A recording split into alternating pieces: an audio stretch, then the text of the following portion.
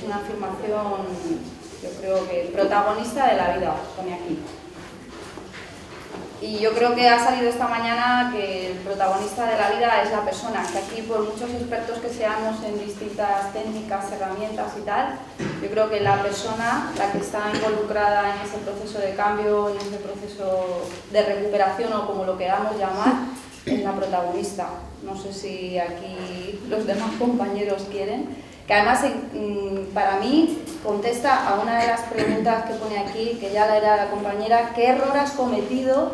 ¿Hay alguna cosa que cambiarías? Supongo que como profesionales, ¿no? Cuando utilizamos estas herramientas, pero esa la contestamos después. No sé si tenéis algo más que añadir o alguien que haya puesto esta afirmación quiere... Sí, bueno, he sido yo la que lo he puesto.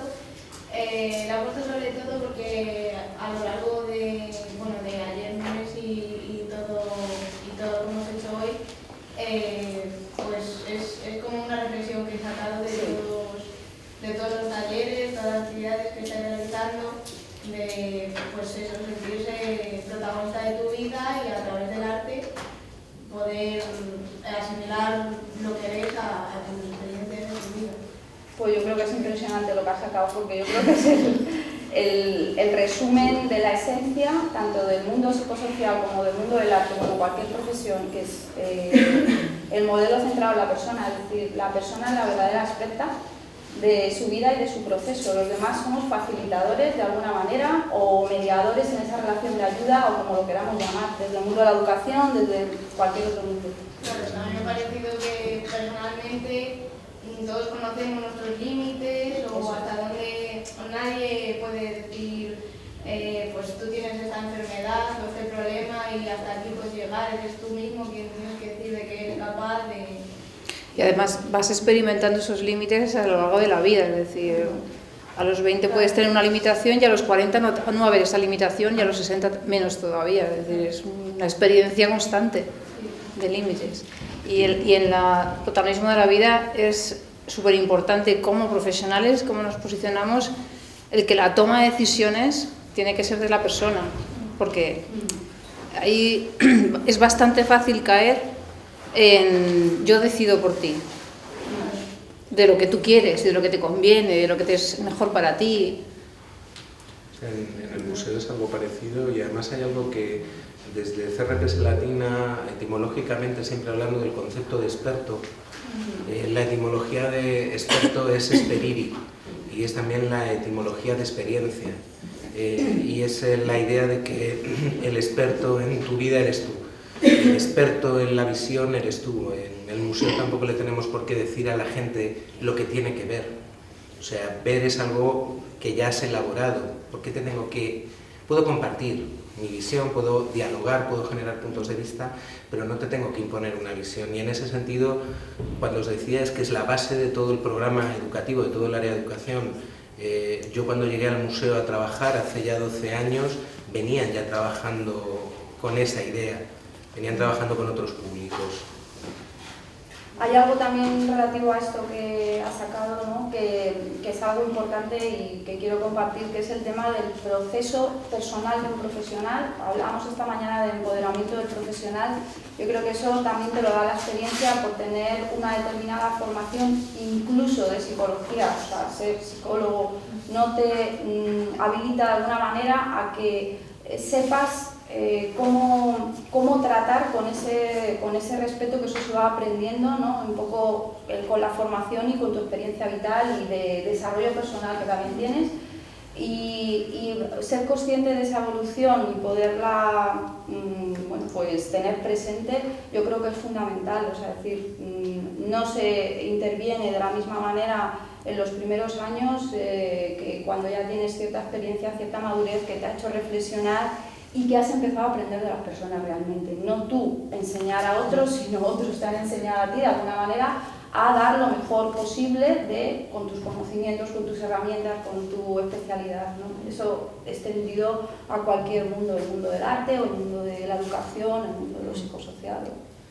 Hay un cambio bastante radical en los últimos años en el campo donde trabajamos nosotros, el campo de la intervención social, donde algo tan obvio como tú eres el protagonista de tu vida tú decides, no estaba nada claro. ¿Por qué? Porque trabajábamos bajo el paraguas de un modelo médico. Pensad en vosotros cuando estáis enfermos y vais al médico. ¿Quién te dice lo que tienes que hacer? Te lo dice el profesional de la salud, te lo dice el médico, ¿no? Entonces había como se equiparaba, ¿no? El tema de la enfermedad mental, bueno, pues ibas a un profesional, psicólogo, terapeuta, lo que sea, te sentabas ahí en una sillita y decías, mire, me pasa esto, ¿qué tengo que hacer? Lo que nos hemos dado cuenta es que primero las enfermedades físicas no son igual que las enfermedades mentales, ¿no? Hay un concepto de curación, de tal, de... Esta mañana hemos hablado mucho de recuperación porque el concepto de curación en enfermedad mental no es algo que se maneje. Y sobre todo en el abordaje tiene que ir primero por descubrir a la persona. La enfermedad está ahí. A veces desde el modelo médico es más, voy a descubrir a la enfermedad y voy a hacer pruebas diagnósticas y voy a tal. Y con lo que nosotros nos encontrábamos es que la enfermedad tenía tanto peso en la persona, se le había repetido tantas veces que era enfermo mental, se le había colocado una etiqueta tan pesada que no llegábamos a ver a la persona. Entonces se producían unos efectos ahí de una persona viene pidiéndome ayuda, yo se la doy.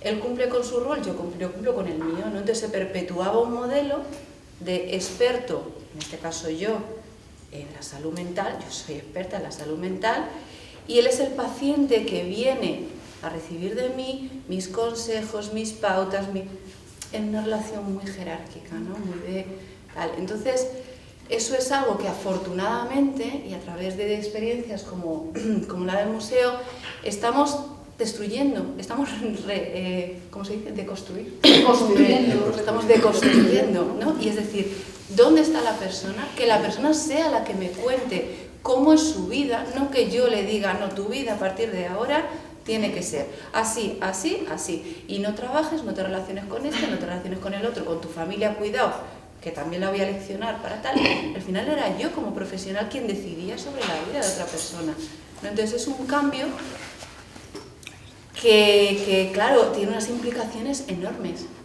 o sea, enormes. Ir al museo, hacer una actividad en el museo, trabajar con el arte, implica descubrir a la persona. Porque yo de enfermedad, de diagnóstico, de tal, es que llevan tanto peso, ¿no? Que muchas veces cuesta que ellos mismos se puedan descubrir como persona, ¿no?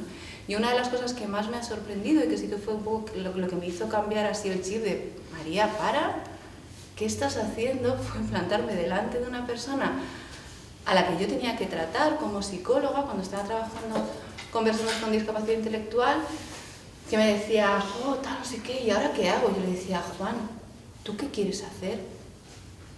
Casi le provoqué una crisis, porque era la primera vez que alguien le preguntaba, me decía, no, tú, a mí no me digas, yo vengo aquí para que tú me digas. De repente le vi en una escalada ahí y dije, por aquí no vamos bien, no vamos bien. Entonces por eso el protagonista de su vida son ellos. Y yo como profesional tengo que otorgarles a ellos ese protagonismo. A veces pasando por esa recuperación como profesional que implica que no dar consejos, que no hablar en estos términos tan... que le hacen así sentir como muy tal, bueno, pues me lo trago. Porque lo importante es que el protagonista sea él. ¿No? Entonces, pero es que tenemos muy mala costumbre, esto sucede en vuestros ámbitos, pero sucede en el instituto y en el colegio, toda la vida, ¿no? Queremos que los adolescentes sean responsables, pero no toman ninguna decisión en los años que están en el instituto o en el colegio. Entonces, claro, ¿cómo llegan a la universidad? No es que los jóvenes de hoy en día no participan nada, no me fastidies, ¿no? Es que si la toman, no es la correcta porque no encaja con tu... O se castiga, claro. Sí. Tal, ¿no? Y el error se castiga, exacto. A un adolescente le pedimos que esté bien sentado, con la espalda. A un adolescente le está cambiando el cuerpo y las articulaciones le están creciendo, le duelen. Necesita moverse, un adolescente necesita moverse. Y el modelo que se encuentra es algo que le dice que se esté quieto, que no se ponga así. Y si os fijáis, están moviendo el cuerpo y están moviendo porque las tienen inflamadas, están creciendo, están en un proceso de cambio. Entonces es todo... Y Clara apuntaba algo que a mí sí que me interesa mucho desde el mundo de los museos, ¿no? Porque el trabajo con ellos, y hoy estamos aquí todos para que veáis también un trabajo en red y cómo se articula, no solo ha cambiado su paradigma y ha cambiado el modelo, el trabajo con ellos ha sido también nuestro cambio desde el museo. Ha sido orgánico y el trabajar en red ha ido generando todo una nueva línea de trabajo que es educación y acción social. Ha ido creciendo sobre la experiencia, ha ido creciendo sobre algo muy pensado, pero sobre algo que era experiencial. Entonces, este trabajo es algo que nos ha cambiado a todos los agentes que estamos implicados en él. Y el nudo, yo siempre había creído de partida que el nudo de cambio era el museo, porque yo lo entiendo como una ágora social. Centros comerciales y museos son lugares que convocan a toda la población. Pasan por allí en algún momento, ¿no? Y más desde este tipo de acciones que hacemos. He descubierto que no. O sea, yo cada vez estoy más en el paradigma y lo hablamos de que la oportunidad de cambio, el que articula la red del nudo, es el visitante. Y sobre todo la necesidad del visitante. Porque nosotros no trabajamos en función de la obra está ahí y la utilizamos y tratamos de no traicionar. Pero en este tipo de trabajo es la necesidad del visitante a la hora de diseñar algo, lo que funciona, lo que articula. Igual que cuando estamos en la escuela deberíamos pensar en la necesidad del estudiante, ¿no? Y del estudiante concreto, con cara, con nombre, con apellidos. Estamos en un paradigma de inteligencias múltiples y resulta que no trabajamos así. Se mide una sola inteligencia. ¿Por qué no se evalúa la inteligencia social, la inteligencia cinética, la inteligencia emocional, la inteligencia musical o sensorial del alumno? ¿Por qué? Porque eso no es algo que va en currículum, mirar los programas educativos. ¿Y por qué os estoy diciendo todo esto? Porque yo creo que no hay tanta diferencia entre el trabajo que hacemos en educación y acción social y el trabajo que se hace en la escuela. Hay contextos diferentes, pero la búsqueda para mí sigue siendo la misma, que es la formación de la persona. Y la formación como ser crítico, libre e independiente. Y si lo eres en el museo, lo vas a ser en tu vida también. Yo quiero añadir algo, porque estáis hablando de escuela, instituto y todo eso, y cuando uno se hace mayor también tiene no solamente que decidir, o sea, solamente el derecho, sino el deber. Yo creo que si son conscientes, como hablábamos antes, del deterioro, y vemos que se deteriora más, tienen que decidir sobre lo que les puede pasar. Tienen que decidir sobre si hay cuidados paliativos, los acepto o no.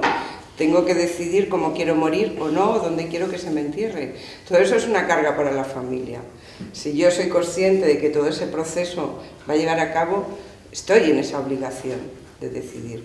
Y eso sí que lo trabajamos con ellos. Y no trabajamos el quieres, sino debes. Y debes ser feliz y debes ser responsable de tu felicidad, de tu vejez y de todas las decisiones que puedas tomar, de aquí hasta tu último día. Y hay algo muy sangrante con eso. O sea, yo voy a un caso de una experiencia muy personal, el proceso de enfermedad y muerte de mi madre. Fue una bronca familiar. Y fue una bronca familiar porque nadie en mi familia quería que mi madre supiera que tenía cáncer.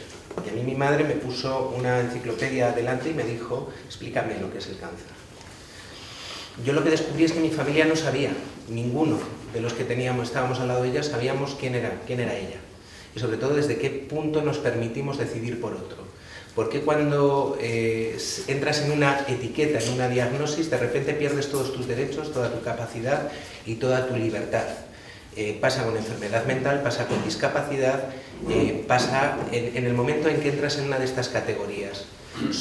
Nos quedamos muy tranquilos porque tenemos un sistema sociosanitario que tiene esclusas, pero esclusas que son caminos cortados. Son garajes en los que echamos la puerta y decimos, hay un servicio social que los atiende.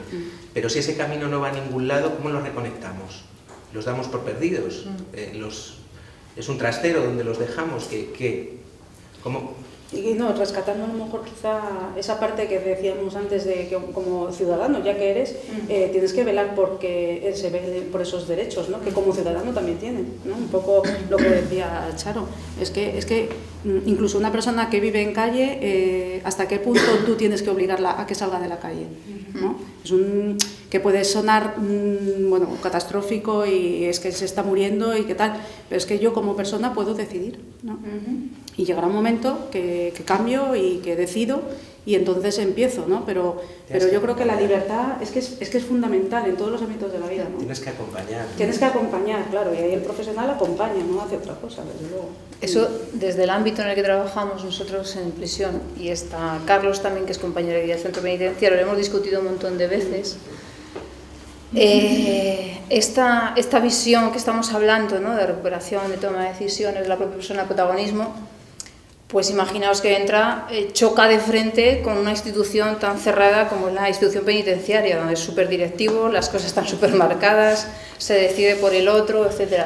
Entonces eso lo digo desde el punto de vista de profesionales del arte, que a lo mejor hagáis, Clara decía antes que le interesaba ese mundillo, tengáis alguna experiencia profesional ahí, hay que colocarse, de cómo ajustarse a ese contexto, de cómo encontrar el equilibrio entre mi modelo teórico y de posicionamiento y tal, y el contexto institucional con el que me encuentro, que a veces eso chirría mucho y te pone en situaciones de duda, de desconcierto, de no saber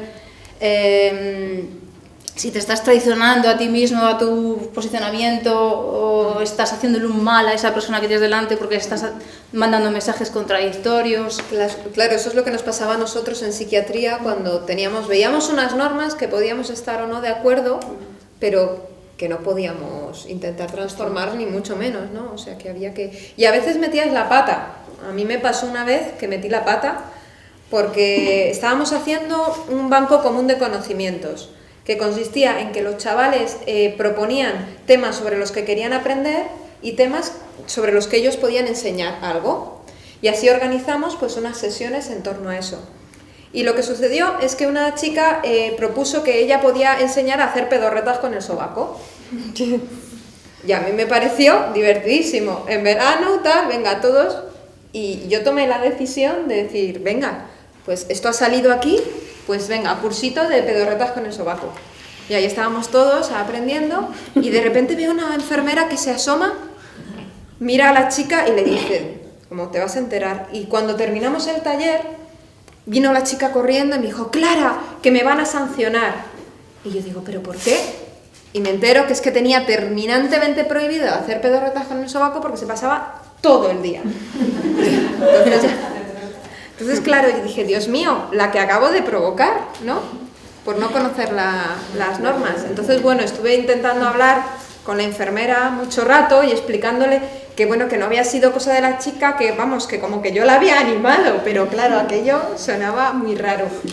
Lo fuerte es que, claro, estuve muchísimo rato hablando con la enfermera y cuando la chica me estaba viendo desde lejos y de repente vino corriendo y le dijo a la enfermera, deja a Clara en paz que ha sido toda la culpa mía.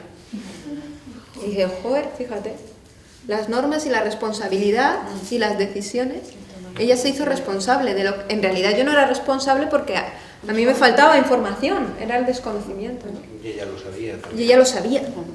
Entonces, ahí es donde yo aprendí muchísimo de ese error. Esa era una de las preguntas, ¿no? Aquí la tengo yo. ¿Qué error has cometido? Con lo que hablaba Monse, yo recuerdo, o sea, un capítulo muy, muy bonito, y con Monse y de las cosas, no errores, pero sí de las limitaciones, ¿no? Porque parte del trabajo con penitenciarios sí lo podemos hacer con la población normal, que no está dentro del PAYEM, con la población que no tiene, las personas que no están dentro del programa de salud mental, pero hubo para mí un hito que fue una persona, Antonio. Antonio vino, explicó Habitación de Hotel de Hopper, su madre y su familia estaban viéndolo, la madre estaba emocionada de verlo explicar aquel cuadro, imaginaros lo que es. Y sobre todo lo veía, yo creo que era el director del centro penitenciario. Entonces, como escenarios de visibilización, de repente que el director del centro penitenciario lo viera en ese contexto, lo viera aportando algo a la comunidad y lo viera en un sistema de devolver algo, facilitaba muchas cosas, posibilitaba muchos apoyos. Entonces también es un trabajo en el que hay que ir con cuidado. Claro que hay errores y podemos hacer, si queréis, anecdotario, pero es un trabajo donde vas pisando con mucho cuidado, porque también eres muy consciente de que un paso en falso, cuando ya las cosas están rodando no hay problema, pero un paso en falso cierra muchas puertas e imposibilita muchas cosas. Entonces vas con mucho cuidado. Lo mío es Con mucho diferente. respeto, además. El problema nuestro y los errores que cometemos es el activismo. Desde la institución, del ayuntamiento y desde las instituciones en general te piden muchos resultados, pero los resultados son cuantitativos. Quieren mucho número de actividad y mucho número de participantes, y creo que en el museo también nos pasa cuando dicen es que el Prado ha tenido 18 millones y el Thyssen ha tenido 16, ¿no? Eso, ahí estamos cuando tenemos el global de 9.000 participantes. Imaginaros el número de actividades que hay que hacer anuales para que respondan al número de ellos que quieren, y el objetivo es más que el anterior, y más que el anterior con el mismo personal y el mismo presupuesto. Eso que hace que no consigas trabajar con esa calidad que te gustaría, con ese seguimiento al individuo que podría necesitar. Y muchas veces dejar las cosas ahí como sin rematar en condiciones, ni hacer seguimiento, y meterte en otra porque te han pedido resultados. Ese creo que es un error que cometemos de forma continua. Que luego meteduras de patas, sí, pero como estamos en evaluación continua, sí que continuamente estamos en reflexión. O sea, en reflexión de esto hemos metido la pata. ¿Qué podemos hacer si nos encontramos con esto y cómo podemos solucionarlo? Ahora no se me ocurre, pero en global sería lo otro. Que si hay alguna cosa que cambiarías, pues yo creo que es eso, el activismo. O sea, que no se tuviera tanto en cuenta la evaluación cuantitativa, sino la cualitativa. O sea, la cualitativa de persona a persona. Y luego estas personas con las que se interviene, en algún momento ese activismo se meten en él y no hay manera de pararlo. También nos ha pasado que ha venido alguna familia y ha dicho, oye, que mi madre tiene que hacer cosas en casa y no la encontramos nunca. En el caso de Pilar, por ejemplo... Sí, pero no es de risa, es que pueden estar operando a su marido en el hospital y para ella es más importante tener que estar allí porque está en un compromiso. Entonces, ¿hasta dónde están los límites de lo que tiene que hacer o no? ¿Y dónde se llega? Y yo creo que también hay otra cosilla que a lo mejor añadiría, el ser generoso como profesional, ¿no? El poder compartir este tipo de experiencias que son gratificantes para cualquier colectivo, y que podamos todos nutrirnos de todo, ¿no? Porque y hablar de los errores, claro, que no se habla nunca. A veces pecamos un poco ahí de que esto es mío y me lo guiso y me lo como, y nos da miedo un poco, ¿no? Y ser generoso en esto creo que puede aportar a todo el mundo, la verdad que... Y errores, para mí los errores son sagrados, pero sí que hay. En el caso de Pilar, claro, no ahora cuando trabajaba en Puerta Abierta, sino cuando trabajaba en Juan Luis Vives. En el Juan Luis Vives, tuvimos un caso en el que yo aprendí mucho, y además de estos que dices una vez y no más, en el que la directora del centro había convocado a los medios de prensa para dar visibilidad a la actividad, y por otro lado había parte de los visitantes que habían dicho que no querían salir.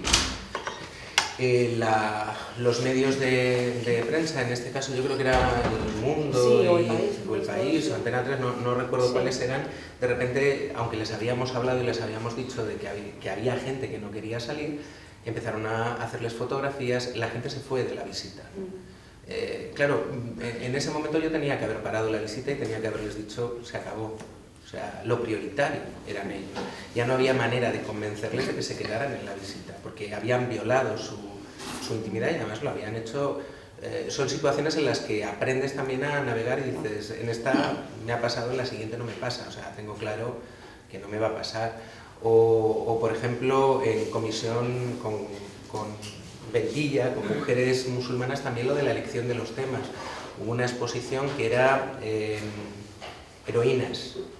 Y nosotros decidimos que era la exposición, no es un error, para mí el error es sagrado, ¿no? Porque es el aprendizaje y el error debe ser sagrado. Y también os digo una cosa, entre equivocarte y no hacer, es mejor equivocarte. O sea, esa es una conclusión que yo tengo clara.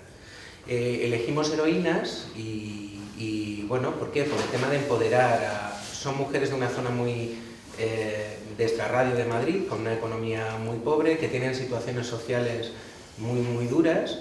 Y claro, lo que no fuimos conscientes es lo que significa para ellas venir al museo. O sea, para ellas venir al museo es venir a un palacio, venir a un espacio de lujo, venir a un espacio donde se sienten importantes, y para ellas están hartas Las mujeres son mujeres que llevan velo, están hartas de que hablen del velo y nunca les pregunten a ellas, están hartas de que las cuestionen y de que intenten empoderarlas a un nivel femenino, y cuando el inicio de la exposición era una escultura como de 2 metros y pico de una mujer gigantesca y desnuda. Claro, estabas intentando iniciar un debate con ellas y ellas daban un paso para atrás. Claro, nos dimos cuenta, yo era un hombre. Entre ellas hablan muchísimo, y contigo en un cuadro donde no hay mucho problema van a hablar, pero jamás van a hablar de un desnudo contigo. O sea, es una acción demasiado violenta. Abajo teníamos una exposición que era Jerome, donde de repente estaba todo el mundo árabe construido, y nada más entrar, lo primero que dijeron es que esos cuadros no respondían a la realidad, que el artista estaba mezclando cosas de diferentes países. Ese era un dato de catálogo, y era un dato en el que ningún visitante se daba cuenta. Y ellas sabían que las alfombras no eran de Marruecos, que no se podía rezar en la mezquita en la dirección en la que estaban rezando, y que esa ropa no corresponde con la arquitectura.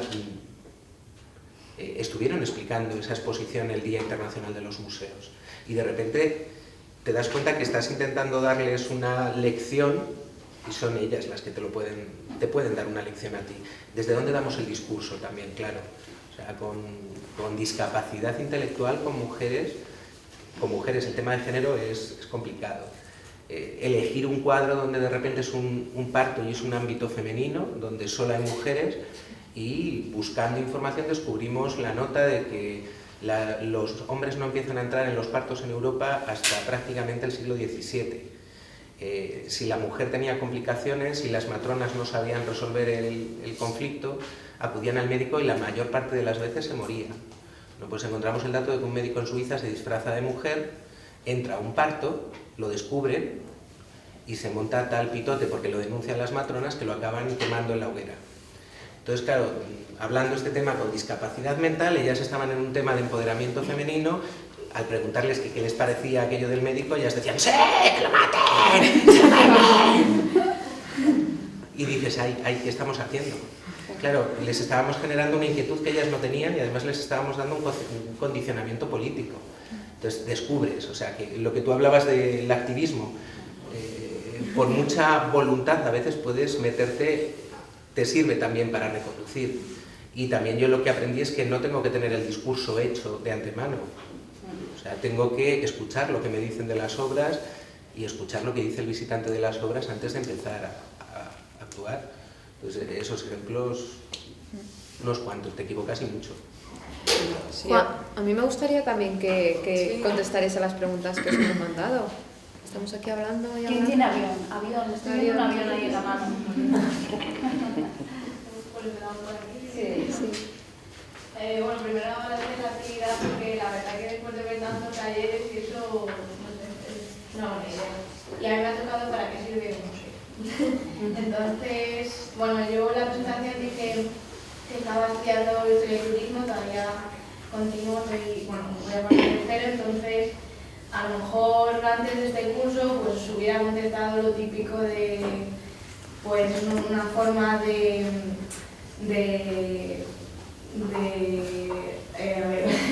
llevar el arte, de hacer que sea accesible para todo el mundo. Pero bueno, la verdad que la accesibilidad se puede interpretar como simplemente pues para las personas en general, pero sin tener en cuenta esta minoría que estamos viendo. Y ahora podría contestar pues que para mí me está abriendo otro camino que hasta ahora no conocía, por ejemplo. Entonces contestaría eso. Y si podría lanzar, por ejemplo, otra pregunta y decir que ¿qué es un museo en realidad? No tiene por qué ser la institución, ¿no? Hay muchas maneras de interpretarlo, entonces si alguien quiere contestar o desde el punto de vista o... No sé, nosotros antes, en la hora de la comida hemos estado hablando, nosotros estamos estudiando historia del arte. Y, por ejemplo, cuando yo me metí, no veía en el arte algo más allá de un objeto, quizá. Y no solo a través de este curso, sino de la experiencia y de conocer a otras personas y de hablar mucho con otras personas sobre qué les parece el arte y los museos, me he dado cuenta que el arte sirve para muchísimas cosas. Ya no solo para expresarte tú, sino para comprender a los demás y para como algo más que un pensamiento. Es complicado muchas veces decir algo tan teórico de una manera que se pueda entender, pero sí que es cierto que no es un simple objeto de consumo, sino que es algo muy nuestro, de lo que es la humanidad en sí. Y por eso yo creo que es tan difícil contestar qué es un museo, o para qué sirve, o qué es el arte, que son preguntas que siempre te haces, pero es imposible contestarlas. A mí me ha tocado un avión que creo que está súper relacionado en realidad, porque me ha tocado, bueno, dos preguntas. Podemos seguir creando museos y quiénes, ¿no? Y yo al leer esto, pues la primera pregunta que me ha surgido a mí ha sido, ¿pero para qué? O sea, depende de para qué, en realidad, ¿no? Depende de cuál sea la función del museo.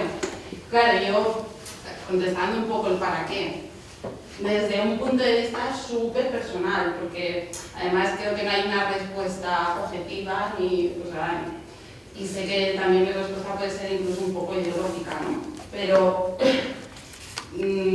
realmente, o sea, podemos seguir creando museos, ¿para qué? Pues yo, desde mi punto de vista pienso sí, siempre y cuando sean centros de conocimiento y de creación de sentido crítico en la sociedad, ¿no? Ese sentido crítico que ahora mismo, o sea, por ejemplo, Thyssen tiene un departamento educativo muy potente, ¿no? Adaptando a la sociedad, abriéndose las puertas, está muy bien. Pero en sí el lenguaje expositivo también puede marcar mucho la diferencia, ¿no? Está muy bien que hayan educadores que hagan visitas guiadas, que hagan más entendible, que puedan ayudarnos, darnos herramientas, acercarnos más a esos cuadros, a ese arte, ¿no? Pero sin un lenguaje expositivo a diferentes niveles, abierto a todo el mundo, quizás el museo tradicional se queda un poco enquilosado, ¿no? O sea, bebe de una tradición, ¿no? Que es la que es en realidad. Entonces, ¿quién es? Pues, bueno, yo considero que tiene que ser a partir de la ciudadanía, ¿no? Y que los museos en sí deberían ser centros de divulgación del conocimiento, pero también centros de producción, ¿no? Que la propia ciudadanía fueran los productores, porque al final, bueno, sí, tenemos colecciones que obviamente tienen un valor en todos los sentidos, pero al final siguen los cánones tradicionales, ¿no? Que son selecciones que por tradición se han hecho, porque hay críticos expertos que por la historia o la tradición han considerado que aquellas obras son las que entran dentro de esos cánones determinados. Pero también la sociedad igual tiene mucho que decir, o mucho que producir, o mucho, incluso, yo qué sé, pues, incluso la cultura de masas quizás tiene mucho que decir también, ¿no? Bueno, ya me callo.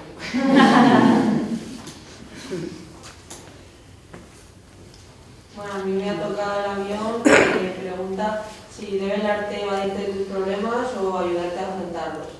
Y supongo que en un primer momento lo primero que me vendría a la mente es que sirve para evadirte tus problemas, porque como habéis explicado con los talleres o el museo, las actividades que hacéis, pues lo que hacen es que nos dejen apartados a un lado de alguna manera y piensen en otras cosas para no estar siempre pensando en lo que les pasa o lo que sienten. Pero también es verdad que aquí en el curso pues nos hemos dado cuenta que también sirve para que no se sientan limitados por ese problema que tienen y en vez de pensar en sus limitaciones, que piensen en las capacidades que tienen y las descubran. O sea que de alguna manera te ayuda a aceptar tu problema y saber que puedes seguir adelante teniéndolo y así afrontarlo. Yo ahí te diría que tienes razón en lo que dices y que es en función del objetivo. Y vuelvo en este tipo de públicos, en función de con quién estás trabajando. Y va a ser, para que lo entendáis, porque además queréis ir a cosas prácticas. Imaginaros que os contacta una asociación como Ayuda Afasia. ¿Sabéis lo que es la afasia? ¿Sí? Tenéis... Afasia has tenido un ictus, un accidente cerebral, un accidente, y hay una parte de tu cuerpo que se ha quedado paralizada. Eso es daño cerebral, una parte neuronal se ha destruido. En concreto, en afasia suelen ser las áreas de Wernicke y de Broca que están en estos laterales y que son las que afectan a todas las funciones del lenguaje. Por tanto, es gente que está trabajando en rehabilitación del lenguaje. ¿Cómo haríais la visita con ellos? Responderme vosotros. ¿Cuál es el objetivo con ellos? La comunicación. Y por tanto, ¿quién debe hablar? ¿Entendéis cuál es el objetivo? ¿Cuál es la mecánica de la visita? O sea, es muy importante si además el acicate es la obra y aprenden algo sobre los artistas, pero ¿cuál es el objetivo básico de esa visita? Que ellos ejerciten el habla y que lo ejerciten en un ámbito social, porque además, no sé si conocéis a alguien que haya tenido problemas de fonación, te cuesta muchísimo, porque es algo que no te avergüenza, no hacerlo bien, te sientes frustradísimo, no poderte expresar. Pues imaginaros una de esas personas explicando ya no solo en una visita a sus compañeros o preparando un cuadro, sino en el día de los museos explicándoselo a los visitantes. Están aterrorizados. Bueno, imaginaros cuando acaba el día, cómo están. Han superado un pánico, han superado un miedo. Ese es un objetivo. Si planteamos con diferentes personas, lo que tenéis que entender cuando os sentáis con alguien de ámbito social que viene con un colectivo, es cuáles son sus maneras de trabajar y cuáles son sus objetivos. Tenéis que descubrir si el objetivo es empoderamiento. Lo que necesitan es empoderar a su población, lo que necesitan es visibilizarlo, lo que necesitan es que se vuelvan a insertar en la comunidad, y desde eso necesitan que generen narrativas. ¿Os acordáis que nos hablaba Mariano todo el tiempo de las narrativas personales? No sé si recordáis, Mariano Hernández hablaba de la narrativa, de cómo se cuenta desde psiquiatría, desde salud mental. Yo recuerdo que lo primero que vimos, yo lo primero que oí de ellos es que ellos hacen parte del diagnóstico o de la diagnosis oyendo cómo el propio enfermo se ve a sí mismo. Y lo que le piden es una narración oral de su estado, cómo estoy, cómo me encuentro. Si yo os pregunto ahora mismo cómo estáis, vais a empezar a pensar, bien, sentado, me duele, me aburro, se acaba esto, el curso, qué bien lo estamos pasando, pero ¿cómo estoy? Es un abordaje directo y te bloquea. Vale, pues imaginar que en vez de preguntarte cómo estoy, busco un cuadro donde aparece una persona y lo que te pregunto es ¿cómo crees que está? Y respondo a las dos preguntas que había aquí. ¿Cómo se organiza una visita? ¿Y cómo se consigue la verbalización en salud mental? Si yo os pregunto directamente y hago un abordaje directo, Salvador nos hablaba de la resiliencia en gente que tenía un conflicto o que había sobrevivido a una situación de conflicto, ¿no? Si has pasado una situación traumática y te abordo directamente, seguramente no vas a ser capaz de contestar, es más, me vas a rechazar. Os habrá pasado muchas veces si tenéis un amigo que se le ha muerto un familiar, ha pasado por algo y queréis consolarle y de repente lo que haces es que os pega un empujón y no quiere saber nada de vosotros. Y de repente, o puede que os haya pasado a vosotros, de repente estás en una cafetería con una señora que no conoces de nada, te pregunta qué tal te va el día y le cuentas tu vida, un milagro, lloras, es una señora que no conoces de nada. Vale, eso es lo que se llama un factor implícito de resiliencia. Un cuadro, el museo y alguien empático funciona como un factor implícito de resiliencia. Y el museo, un educador y un cuadro es un factor implícito de resiliencia. Quiere decir que funciona como un desencadenante porque no estás abordando directamente a la persona, porque estás externalizando su conflicto. ¿Habéis visto un cuadro que era Parque de Atracciones de Benzán? Que era, no sé si lo habéis visto en uno de los vídeos que os ha puesto Charo, que era un señor que estaba durmiendo y había una pareja y otra pareja de espaldas. Bueno, pues ese cuadro nos sirve para hablar de personas. Habitación de hotel de Hopper es un cuadro que ya tiene una narrativa implícita en el cuadro y funciona con todo tipo de públicos, pero es que no funciona solo con mayores, con enfermedad mental, con penitenciarios, funciona con niños. Y lo más grande de un cuadro como Habitación de hotel de Hopper es que el artista dejó el papel que está mirando a esa mujer. ¿Lo tenéis todos en la cabeza? ¿Sí? Si no, buscarlo por la página web del museo, por Educatizen. Dejó el papel en blanco. ¿Por qué el artista dejó el papel en blanco? Papel que se ve perfectamente en el cuadro. ¿Para qué? ¿Qué pretende del espectador? Que sea activa el rotativo. Vale. En población con personas con diversidad funcional física, en silla de ruedas, lo que viene en ese papel es un diagnóstico médico. En comisión de investigación de maltrato me han llegado a decir que es una sentencia judicial, o me han dicho también que es un diagnóstico médico de embarazo. En poblaciones con enfermedad me han llegado a decir también que es un diagnóstico y que la persona, por ejemplo, no puede moverse. En gente sin hogar ven la factura del hotel, que no la puede pagar y por eso está triste. Os podría seguir, o sea, de repente en la gente del CAC no veían algo de pasado, ni una carta de desamor, ni una ruptura, ni un telegrama de un familiar que ha muerto. No, era un papel en el que estaban intentando planificar su futuro. Lo que les preocupaba no era el pasado, no era la familia ni lo que habían dejado, era el qué va a ser de mí. Entonces, de repente estás haciendo... es como puede funcionar, yo es lo que os podría decir. Entonces, lo que sí que tienes que tener es conocer muy bien la colección con la que trabajas y los objetos con los que trabajas. ¿Por qué? Porque tienes que descubrir todas las posibilidades de lectura que te dan. Y eso además no es algo que se hace en poco tiempo. O sea, yo ya os digo, llevo 12 años trabajando, llevo 12 años acumulando lecturas de gente. Llevo 12 años viendo posibilidades. Y al principio era muy duro pensar que en una semana tenías que construir un recorrido para un público. Ahora ya es como consultar una biblioteca, alguien te dice, me interesan las estrellas. Toma estos libros, elige entre estos, yo creo que estos te pueden interesar. Y en ese diálogo es cuando construimos el recorrido. ¿Qué cuadros nos valen? ¿Y qué cuadros nos valen para qué? Y como entendéis, no hablamos ni de la vida del artista, ni hablamos del... No, hablamos del objetivo. ¿Para qué lo queremos usar ese cuadro? ¿Recordáis El cartero y Pablo Neruda? La poesía es de quien la necesita. Pues la pintura es de quien la necesita también, en este caso, en este contexto. Y generamos un... También es verdad que a veces hemos tenido que modificar incluso la visita, ¿no? En último término, sobre la marcha. Teníamos pensado, bueno, vamos a ver este cuadro, este tal, pero luego sobre la marcha, cambiamos. Y te piden temas, o sea, de repente te piden, hemos hecho visitas para duelo, visitas sobre sexualidad, visitas sobre temática de género, sobre homosexualidad, sobre emoción. Un pánico con enfermedad mental era tratar la enfermedad mental en la pintura, porque...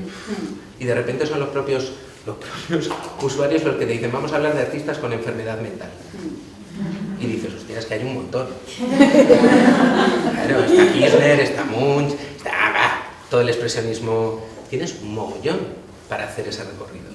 Y te lo piden ellos. Relaciones entre emoción y color. ¿No se os ocurren obras para hacer música, literatura, pintura, para hacer un recorrido de emoción y color? Esa es la línea de trabajo. Y lo que tenéis que estar es abiertos a hacer muchas conexiones.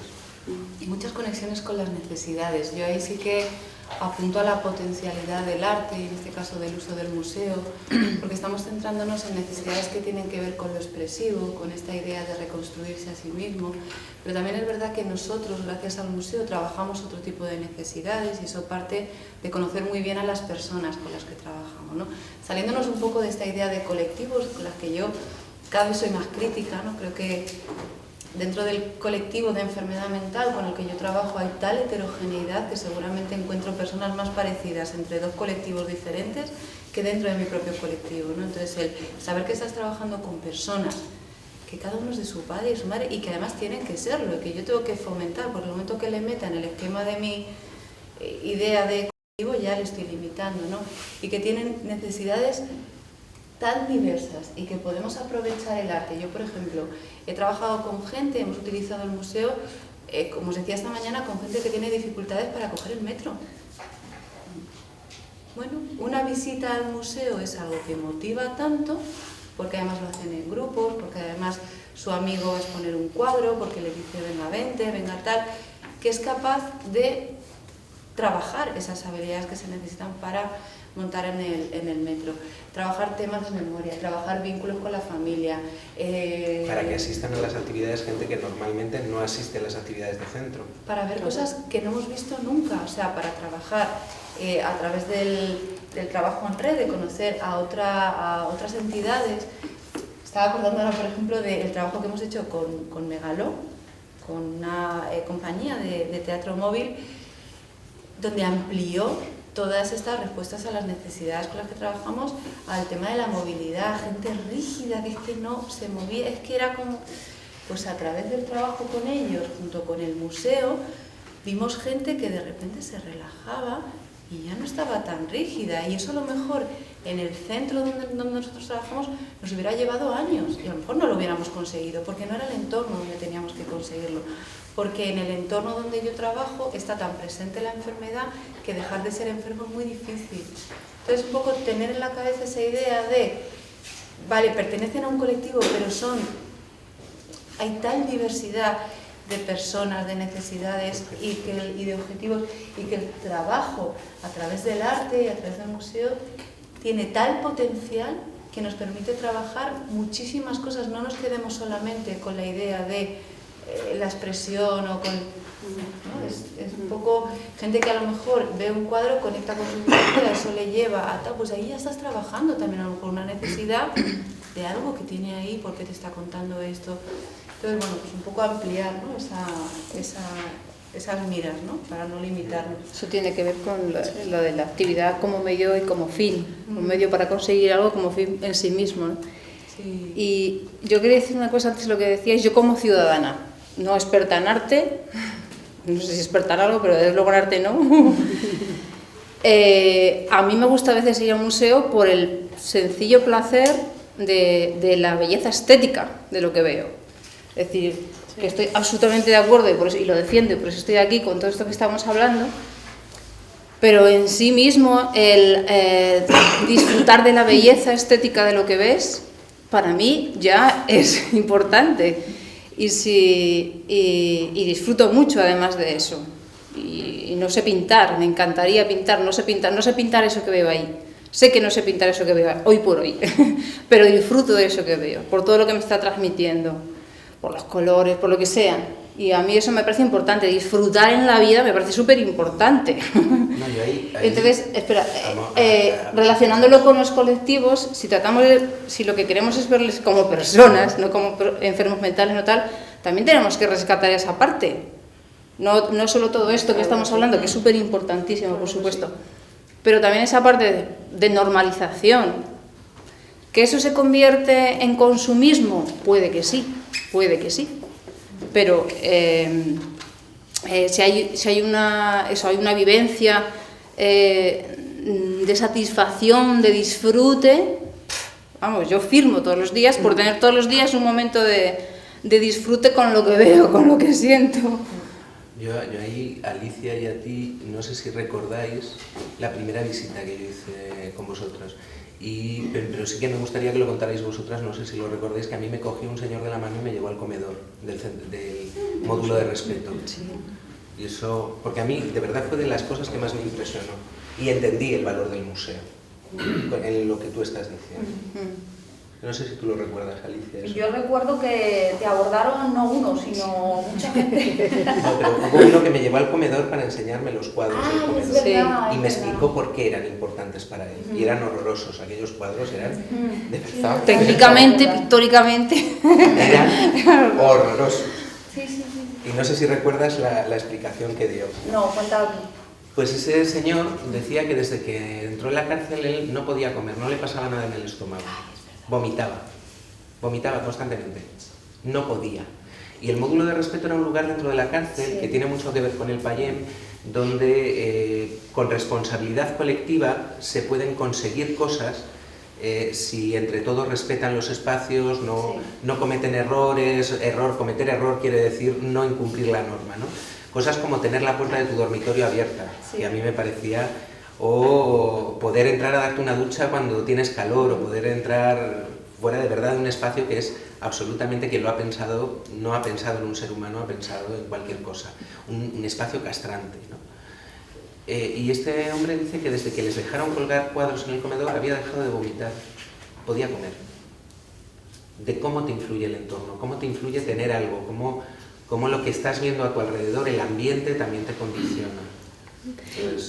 Y una pregunta, vosotros que estáis trabajando con Alberto, con el Thyssen, que tiene una colección que en concreto son cuadros, y son cuadros de la historia del arte que en general son cuadros, lo que decías tú, que quizá más accesibles para una persona que nunca se ha enfrentado al arte por el hecho de que por lo menos le parecen bonitos, ¿no? ¿Pensáis que podría suceder lo mismo, esas experiencias, si Alberto, en vez de trabajar en el Thyssen, trabajara en un centro de arte contemporáneo con una... o sí, en el Centro de Arte 2 de Mayo, con instalaciones, video performance? Pues yo creo que sí, porque el sentido de lo bello es muy personal, ¿no? Entonces... ¿Es más fácil para una persona que nunca ha tenido contacto con el arte los cuadros del Thyssen? O, por ejemplo, en la exposición de heroínas había videoarte, había otras... Y se utilizan. Y yo transformaría la pregunta.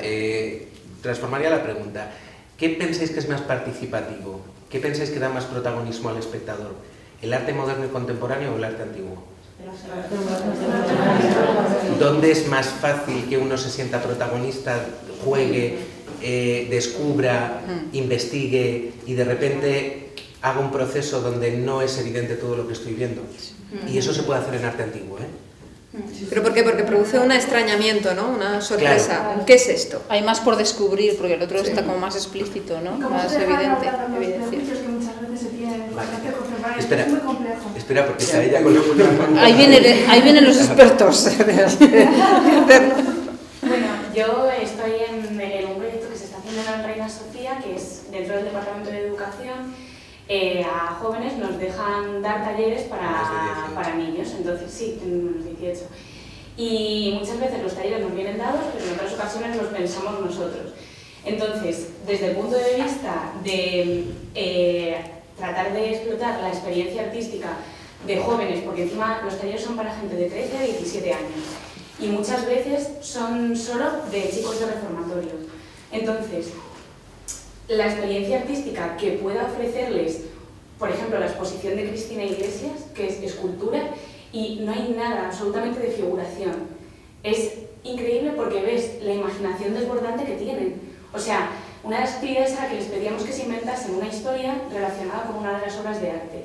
Y entonces, en un primer momento piensas, jolín, qué dificultad puede ser porque no ven nada de figuración, no ven nada que a lo mejor les pueda recordar su entorno, no ven...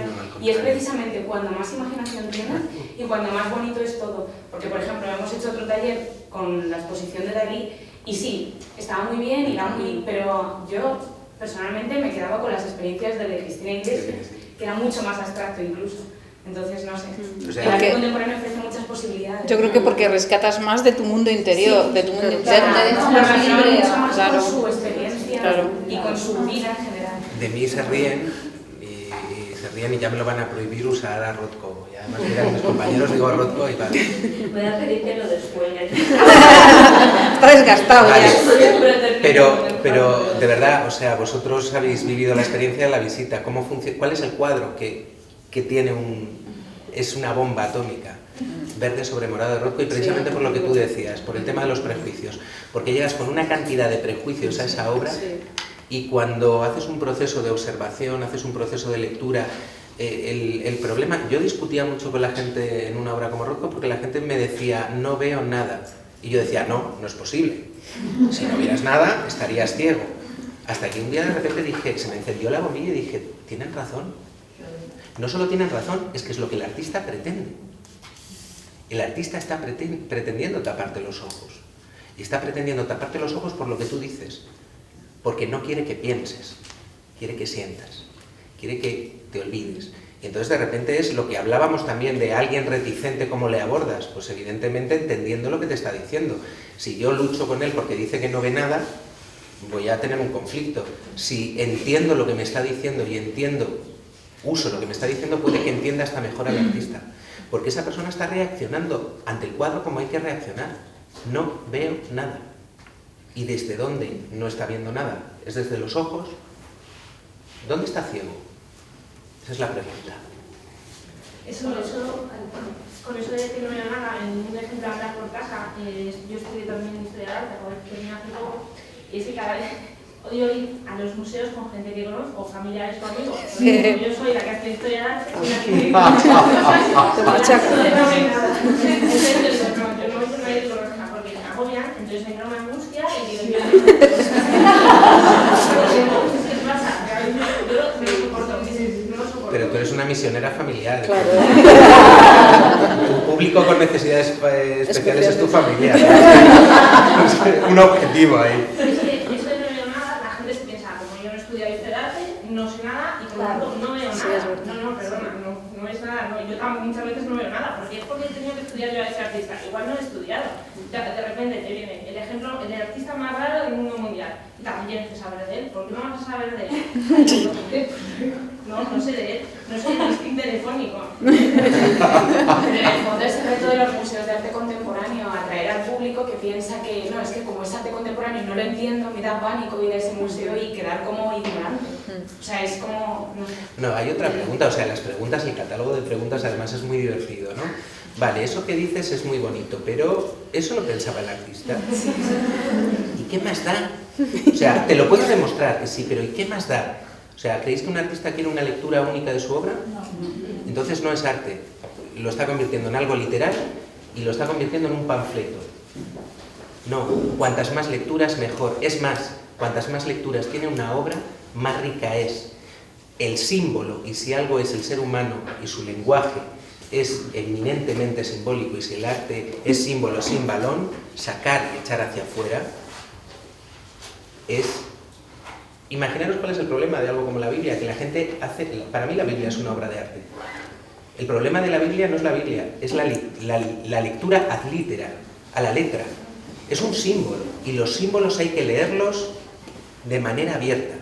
Y si lees de manera abierta, ¿cuántas direcciones, cuántas lecturas, cuántos significados, cuántas posibilidades, cuántos usos? Estamos en un museo que tiene obra desde el 13 hasta el 20. Si intentas hacer una lectura monofocal, estás vendido. No sé si habéis oído hablar de la coherencia cardíaca. ¿Verdad? Coherencia cardíaca. ¿Sabéis lo que es la coherencia cardíaca? El corazón jamás, para mí es pura poética, el corazón jamás late de manera regular, sincopada. Siempre hay una diferencia mínima en el latido. ¿Sabéis cuál es el único momento en el que se regulariza el latido y es perfectamente sincrónico? En el previo a morir. ¿Y sabéis cuál es la monotonía? La muerte. Si no hay diferencias, si no hay tensión, si no hay asincronía, si no hay cuestionamiento, no hay vida. La vida empieza donde acaba la zona de confort. ¿Y para qué nos han educado? Y es de lo que estaba hablando Salva, de lo que han hablado todos. ¿Dónde llevamos muchos años viviendo? En la comodidad. Somos un animal que ha tratado de liberarse de todo lo que le amenaza, de todo lo que es un peligro, de todo lo que es salvaje, de todo lo que es dionisiaco. Ah, Adriana, tranquila, o sea, ahí bien. Y todo eso es lo que nos permite vivir también. O sea, no debemos huir el conflicto. ¿Qué es lo que hace que una obra sea interesante? Tanto en cine, literatura, todo, que tenga ¿qué? Tensión, que tenga conflicto.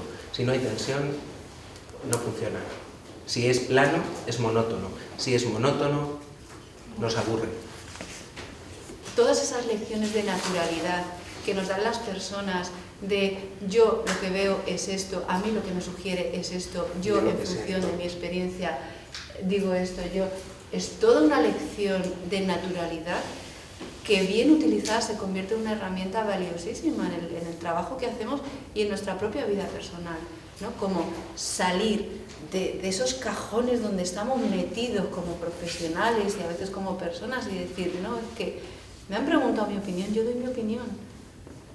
¿Qué es? ¿Qué no es? Que me da igual, estoy fuera de eso, ¿no? Y eso es un aprendizaje que tanto como profesionales, como personas, ellos mismos lo dicen, es que me siento validado, es que me pregunta, yo contesto y siento que estoy haciendo bien las cosas.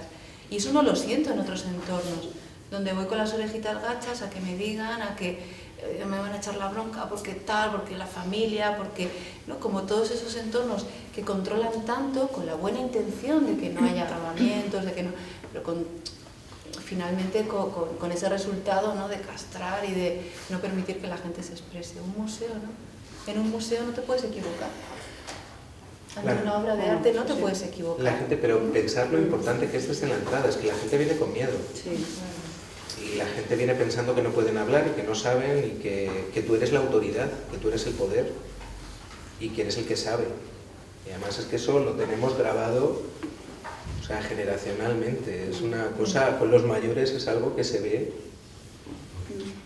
O sea, el médico, el cura y el alcalde sigue siendo... Y tú eres la persona de referencia para ellos. Hay una pregunta que me dice cómo se detecta el público participante y se canalizan las visitas y de quién es la iniciativa. Y viene al hilo porque nosotros sí que llevamos diferentes tipos de grupos al tener tanta gente. Hay grupos que sí son de deterioro y tenemos unos objetivos determinados que se trabajan antes y es para unos casos concretos, o si estamos trabajando el voluntariado vemos qué perfil de personas les puede interesar participar como voluntarios y estar en el museo. Y luego tenemos los de los grupos de dibujo y pintura, que son de Violeta. Que esto es curiosísimo, porque estos sí que van a ver arte, o sea, van a por la técnica. Y entonces ahí, Alberto, tenemos nuestros problemillas, ¿verdad? No porque van a ver la técnica, sino por una cuestión muy dura, o sea, porque cuando alguien pinta de manera aficionada, está convencido de que sabe lo que es un buen cuadro. Y un buen cuadro es el que imita fotográficamente la realidad. Y una calabaza está bien pintada si parece una calabaza. Si no, eso lo hace cualquiera, porque a mí las calabazas me salen. Y cuando tú hablabas de la pereza familiar, fíjate, ese es uno de los casos donde yo tengo que... Porque además me sale instintivamente el pintor aficionado. Y María que hace Universidad de Mayores, además con el ciclo de mayores de la Rey Juan Carlos conmigo, que lo hacemos juntos, María en eso también sabe cómo funciona. A Alberto le gusta pelearse. ¿No te gusta este cuadro? Pues te vas a enterar. No, pero por ejemplo todo el programa, que hicimos un programa que era El lugar del espectador y que hemos usado muchas cosas también con la población de Charo, estaba pensada precisamente para llevarles a lo que nunca quieren ver del museo. Hay excepciones y hay gente, pero que es la planta baja. Y cómo, pues claro, lo de sentido común, cómo trabajar. Primero hay que desestructurarles lo que es ver, porque ellos creen que saben lo que es ver. Vamos a romper ese esquema y desde ahí vamos a plantear qué es un cuadro, para qué sirve un museo, qué es un buen cuadro o un mal cuadro, qué función debe cumplir un cuadro. Desde esas preguntas es donde articulamos el recorrido, ¿no? Y pasan cosas increíbles, pasan cosas de verdad que por eso se ríen con lo de Rothko, pero de verdad que pasan cosas muy bonitas. Y no te estoy dejando. No, es que quería comentar que hay algo curioso también cuando trabajamos estas visitas con la gente que pinta y que trabaja.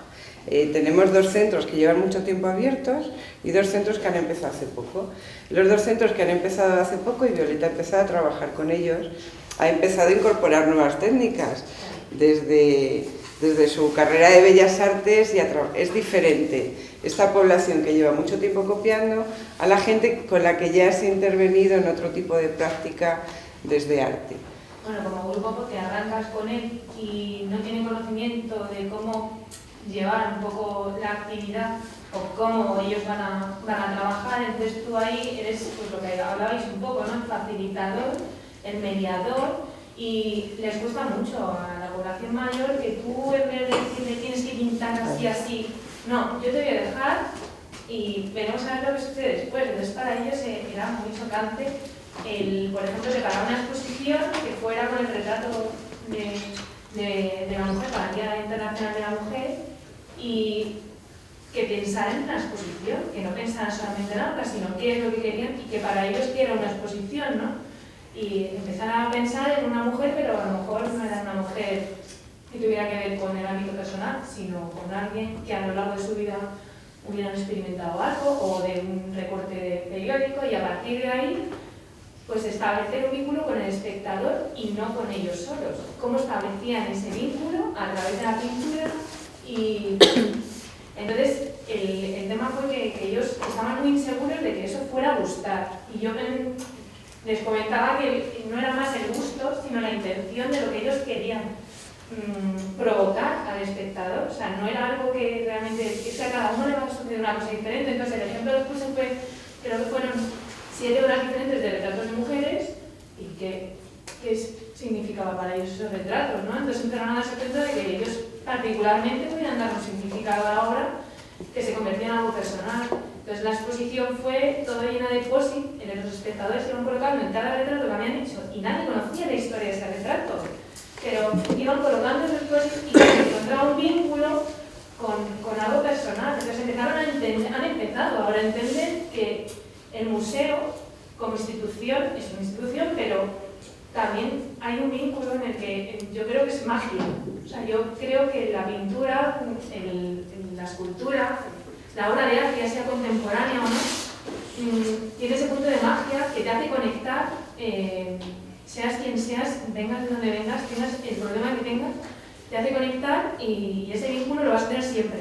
Entonces, esas sensaciones para mí es magia. O sea, no sé, creo que es mi... Que lo que les cuesta mucho entender y aceptar, y han tenido muchos años, pero desde cuando hablamos no hablamos solo de población, hablamos de niños. Sí. Lo que nos cuesta mucho aceptar es que nosotros somos reconstructores de la obra. Y que como reconstructores de la obra depende tanto de nosotros como del artista.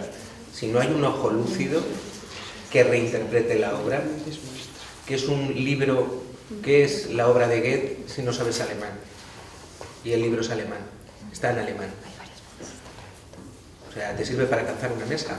Pero Goethe ha perdido sentido, que es una partitura que no se interpreta, que es una obra de teatro que no se representa, puedes leerla, o que es un libro para alguien que no sabe leer. O sea, el espectador es muy importante, la obra de arte es muy importante, pero también tenemos que tener claro, para mí, desde la lectura, que es un soporte hecho por personas para otras personas. Si el soporte vale más que las personas, hay un problema. Hay una pregunta que se repetía bastante por aquí, que tiene que ver, yo creo que muchas personas que tienen la curiosidad por ver cómo llegáis a colaborar, cómo se llega a colaborar una institución con la... ¿De quién es la iniciativa? ¿No? Pues cuéntanos tú, Clara. Sí. En nuestro caso, en el proyecto Curarte, fíjate, que con vosotros, cuando hicimos el proyecto, pues esa convocatoria fue bastante curiosa, ¿no? Ellos tienen un proyecto que no os he contado antes, fue un proyecto que hicimos con el Thyssen.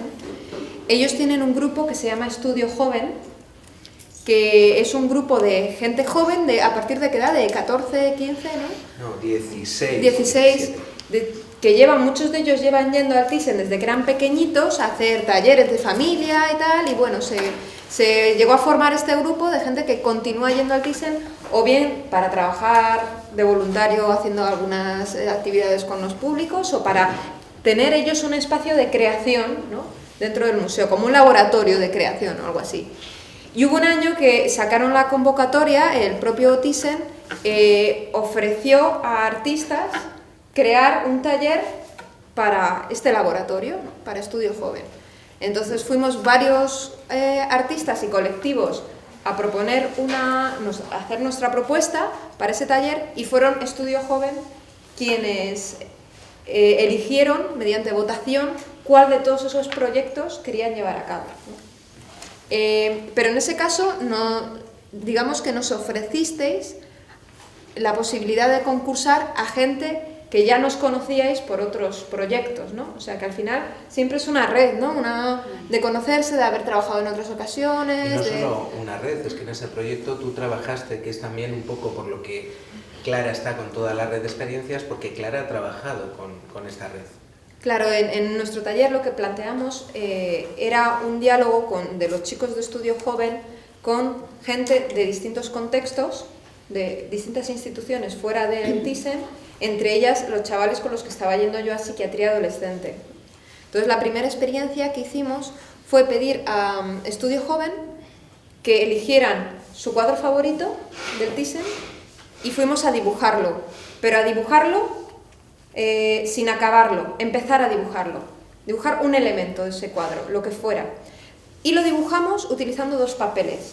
Un papel en el que se dibujaba una hoja de calco y otro papel, de tal manera que el dibujo que hicieron los chicos de Estudio Joven quedó duplicado, ¿no? Entonces, ese cuadro duplicado se llevó a psiquiatría adolescente y allí los chicos del hospital les explicamos de dónde venían estos cuadros y ellos terminaron el cuadro sin conocer el cuadro original. Entonces luego volvimos con esos... ellos terminaron el cuadro usando el calco también, de tal manera que había 2 copias de ese cuadro terminado por los chicos del hospital. Una copia se la quedaron en el hospital y otra copia volvió de nuevo al Thyssen, ¿no? Entonces esa fue la metodología. Y después también escribimos cartas, nosotros en Estudio Joven, cartas con preguntas que queríamos, aspectos de nuestra vida que necesitábamos ayuda, que nos estaba costando resolver, ¿no?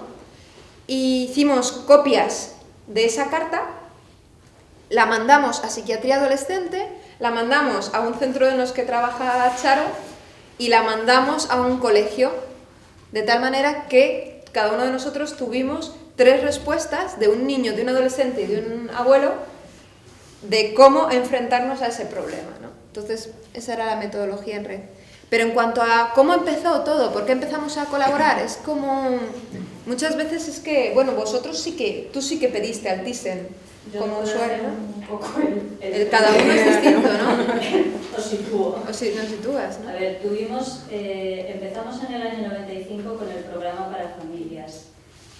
Puntualmente había algún niño o alguien con alguna necesidad especial o como lo queráis llamar, y siempre nos llegaba la misma pregunta: ¿podemos ir con... Tengo 2 hijos, uno tiene Down y el otro... Pues sí, claro, es de familias, podéis. Entonces empezamos a trabajar de esa manera.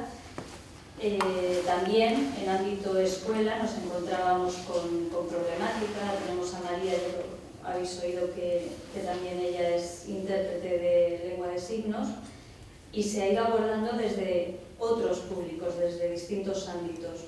Y yo creo que la experiencia más dilatada en el tiempo la tuvimos entre el 2002-2004, puede ser, que ahí fue un grupo estable, básicamente era síndrome de Down y alguna otra...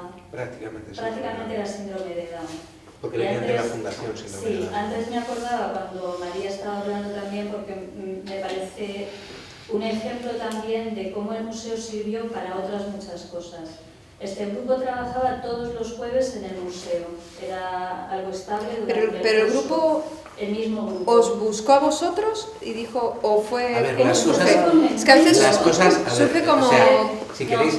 Yo creo que sí, que es un momento en el que el museo, o sea, tenemos claro que queremos abrirnos a todos los públicos. ¿Y lo ofertáis en la web o qué ponéis? Pero sobre todo, espera, los encuentros a veces son muy casuales. O sea, este grupo llegó porque yo hice un curso de creación literaria en Fuente Taja con Graciela Vaquero. No sé si alguno habéis oído hablar o la conocéis. Y Rebeca Barrón, que era la persona que llevaba esto, estaba en el curso. Ella llevaba un curso un taller literario y quería trabajar literatura y obras, y yo estaba de educador en el museo. Fue un encuentro un poco natural. Ella me preguntó la posibilidad de trabajar en el museo y tuvieron una entrevista con Ana Moreno, con Rufino, y vimos la posibilidad y el interés de preparar un proyecto. Con CRPS Latina fue a través de Ana Abad, que yo la había... Pero porque ya habíamos abierto convocatoria de programa de necesidades especiales. Entonces ya aparece en la web y dice... Claro, empezaron a contactar, y yo creo que luego ha sido pues también el encontrar gente que hablaba el mismo idioma. Yo creo que ha sido también esa confluencia. Y sobre todo, que es una de las cosas que veis y que pasa... veis mucha gente que está pensando lo mismo y está trabajando de la misma manera en museos. Cuando empiezas a conocer a alguien de una línea de trabajo, hay todo un sistema de relaciones que empieza a funcionar. La gente también te empieza a decir: tienes que conocer tienes que ver el trabajo que está haciendo, y normalmente esas sinergias se producen solas, pero como se va a producir en cualquier proyecto artístico o en cualquier... Si estudiáis arte, pensar en el expresionismo alemán y en lo que pasa con Die Bruck y en lo que pasa con el jinete azul, ¿no? Y de repente Frank Marc y Mack también y Kandinsky, ahí pues tienes que ver lo que pasa y se producen sinergias. O sea, las vanguardias son unos ejemplos de esas sinergias y en el trabajo te va a pasar igual. No digo que seamos artistas de vanguardia, pero te pasa igual y va surgiendo. Y vais a ver que Violeta, por ejemplo, hoy la han mencionado desde varios sitios, desde centros de mayores la han mencionado Clara. Pues es que hay muchos encuentros al final y hay gente de la que estás oyendo hablar y trabajos de los que estás oyendo hablar, y también un curso como este es un espacio de encuentro. Al final tú eres del programa del Reina, al final hay más relaciones de las que piensas, y con las otras al trabajar te pasa igual. Cuando empiezas a utilizarlas, las conexiones empiezan a ser una sociedad de redes, para bien y para mal, y hablamos todo el tiempo de trabajo en red. Con el caso de Down, que es un poco lo que quería contar antes, y uniendo con lo que había hablado María, de los otros aprendizajes, yo creo que es una experiencia también muy interesante desde ese punto de vista. Como ellos tenían un día fijo de trabajo en el museo, y el objetivo no solamente era ver arte, era que ellos aprendieran a moverse en el museo, que entendieran la señalética de un museo, porque estaban ya habituados, o sea, han trabajado mucho con ellos, aprenderían a la universidad, a coger el metro, tal, pero no sabían moverse en un museo. Y la anécdota o lo divertido es que todo el esfuerzo de pues, aprender dónde está, cómo se va la primera planta, dónde están las vanguardias, no sé qué, y se quedaba siempre, creo que eran los jueves a las 5:30. Un jueves no aparecía nadie por allí y ya estábamos extrañados de dónde estaba el grupo, y estaban en la cafetería, porque llegó un momento en el que todos ya quedaban en la cafetería a tomar la Coca-Cola, ellos, y habían, o sea, me parece significativo cómo habían tomado el espacio, o se habían apropiado de ese espacio, y ya era un entorno familiar. Entonces va más allá de aprender o de trabajar con la obra, ¿no? Es educación en un sentido mucho más amplio. Las posibilidades que tiene eso, yo por ejemplo soy una convencida de la conquista de los espacios, ¿no? Como tenemos que dar apoyos para conquistar espacios que la enfermedad, el entorno, las presiones o lo que sea les han ido quitando, ¿no? Las posibilidades que abre eso, por ejemplo, se me está ocurriendo en algo que sí que tenemos ahora mucho empeño en ese centro, que es la recuperación o creación de redes sociales, ¿no? Cuando sucede una enfermedad mental o sucede una crisis en tu vida, muchas veces se da, desgraciadamente, el que rompes con todo lo que son las relaciones de amigos, con gente que en definitiva nos define por lo que somos, por nuestro pasado, y se empiezan a crear relaciones muy basadas en lo formal, en los centros, en la enfermedad, tal. Que una persona pueda utilizar el museo para recuperación, creación o mantenimiento de redes naturales de apoyo es un objetivo increíble. O sea, para los procesos de recuperación que nosotros trabajamos, el que una persona pueda decir, fulanito, oye, me acuerdo que a ti te gustaba tal, oye, mira, ven, que te voy a enseñar, porque ya ha conquistado ese espacio, ya puede utilizarlo para ese objetivo. Y no es el objetivo, de nuevo, ¿no? de ver arte, o de ver, es el objetivo de reconstruir su vida, de recuperar. Y por eso trasciende, ¿no? Son objetivos que trascienden lo que tiene que ver con... Y cuando se hace una afiliación, que eso nos emociona mucho cuando pasa con un niño, que hay muchos museos, que los conoce todos, pero de repente te dice que el Thyssen es su museo, es mi museo. De repente para un niño es su museo. Pues con muchos de los públicos con los que trabajamos pasa igual, o sea, hay más museos, pero el Thyssen es su casa y lo vivencian como un espacio que les pertenece. Imagino que a ti te pasará en el Reina, o sea, de repente tienes esa vinculación y para ti no es cualquier sitio, no es cualquier museo, es tu casa. Y ese grado de confianza es el que les permite, ese grado de usabilidad.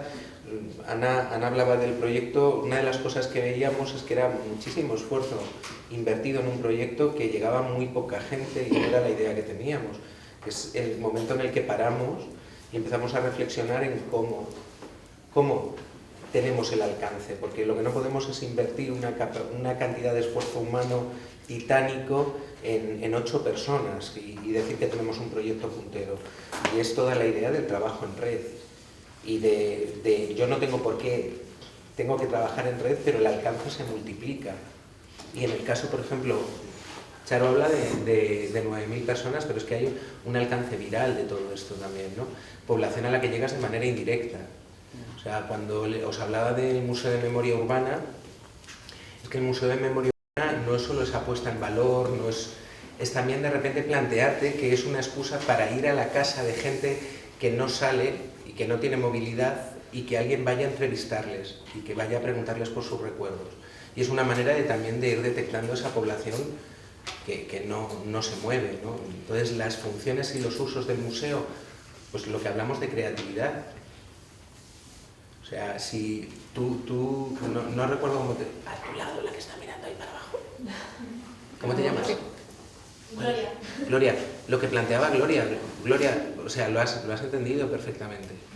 O sea, ¿qué es un museo? ¿Para qué usarlo? En función de la necesidad. Según necesites lo vas a usar de una manera o de otra. Y no solo la institución, ¿no? También cada uno puede tener su rincón, su paisaje, su, no sé, vista o de algo que le haga sentir, pues eso, el protagonista de su vida o del mundo o sentir, pues lo que sienta. No, habla, por favor, que llevamos mucho... Pues es que era, me estaba recordando a Leoncito, que me preguntaba si se benefician los museos desde su colaboración con estos colectivos. Y bueno, obviamente sí. Una de las cosas que a mí me parece que es uno de los mayores beneficios es que deja de ser ese contenedor en el que hay objetos y se convierte en un espacio vivo, que es un sitio de encuentro, que es un sitio de conocerse y que las obras dejan de ser obras parásitas, para decirlo, que están esperando a que alguien las interprete, sino que, no sé, que cobran vida, que se multiplican las posibilidades y pues, para mí es el mayor beneficio. Porque normalmente hay alguien que te dice lo que debes pensar de la obra, es que no te veo. Hay como un conocimiento, o sea, la obra es esto, y lo que nos ha posibilitado es que se ha producido nuevo conocimiento sobre la obra. O sea, la obra se ha visto enriquecida gracias a la mirada de todas estas personas, y a mí eso es lo que me parece más rico, que ahora el museo realmente está abierto a la sociedad y cada una de nuestras miradas, cada uno de nosotros aportamos desde nuestra experiencia y nuestro nivel de conocimiento, sea el que sea, algo más a la obra de arte. No es solamente ese conocimiento académico, que es muy importante y es muy válido todo lo que se investiga sobre las obras, pero ¿por qué no? La mirada de cada uno de ellos forma parte, ¿no? de la obra, que viene en relación al documentario. Y parece evidente que gracias a los departamentos de educación el museo pasa de ser esa cajita con cosas dentro a ser otra cosa, ¿no? Pero, sin embargo, yo no sé, en el Thyssen o en general en los museos, los departamentos de educación muchas veces son como la niña tonta, ¿no? Como... una vez estaba en un curso de comisariado y una de las comisarias del curso llamó a los departamentos de educación, esos que son como la Sociedad de Alcohólicos Anónimos, los DEAC, ¿no? O algo así. Empezó a cachondear, no sé, el mal menor que tiene el arte. Yo alucinaba, digo, la visión que tiene esta comisaria del Departamento de Educación como si fuera una cosa que vamos, que está aquí, que es anecdótico, ¿no? Cuando en realidad parece que se está demostrando que es uno de los verdaderos sentidos que tiene el museo, ¿no?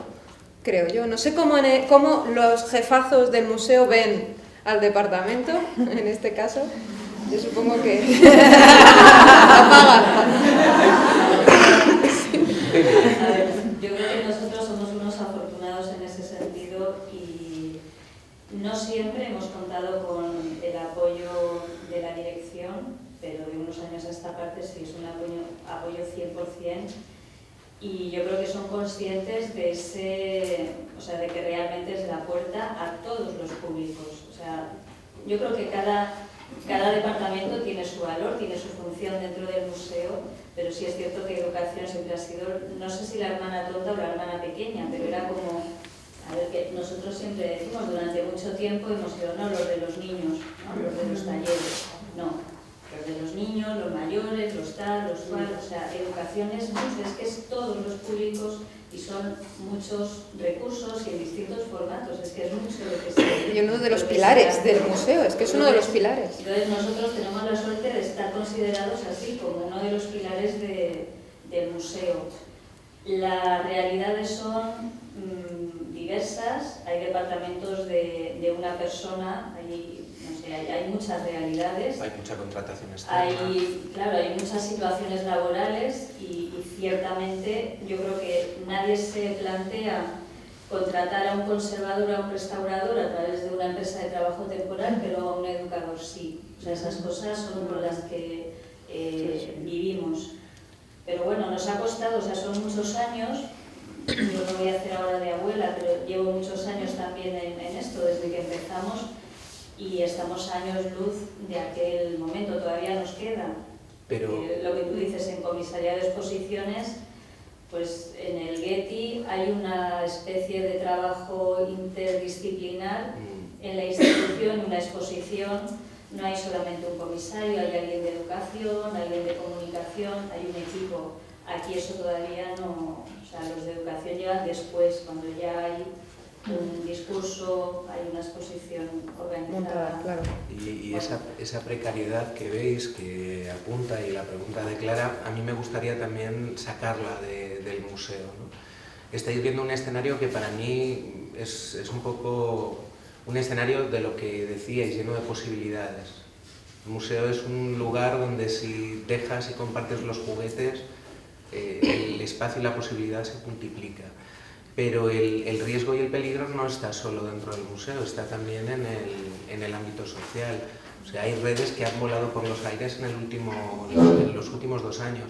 O sea, el trabajo con rehabilitación en drogadicción, con Proyecto Hombre, con un proyectazo que llevaba más de 20 años funcionando, en 3 meses desaparecieron.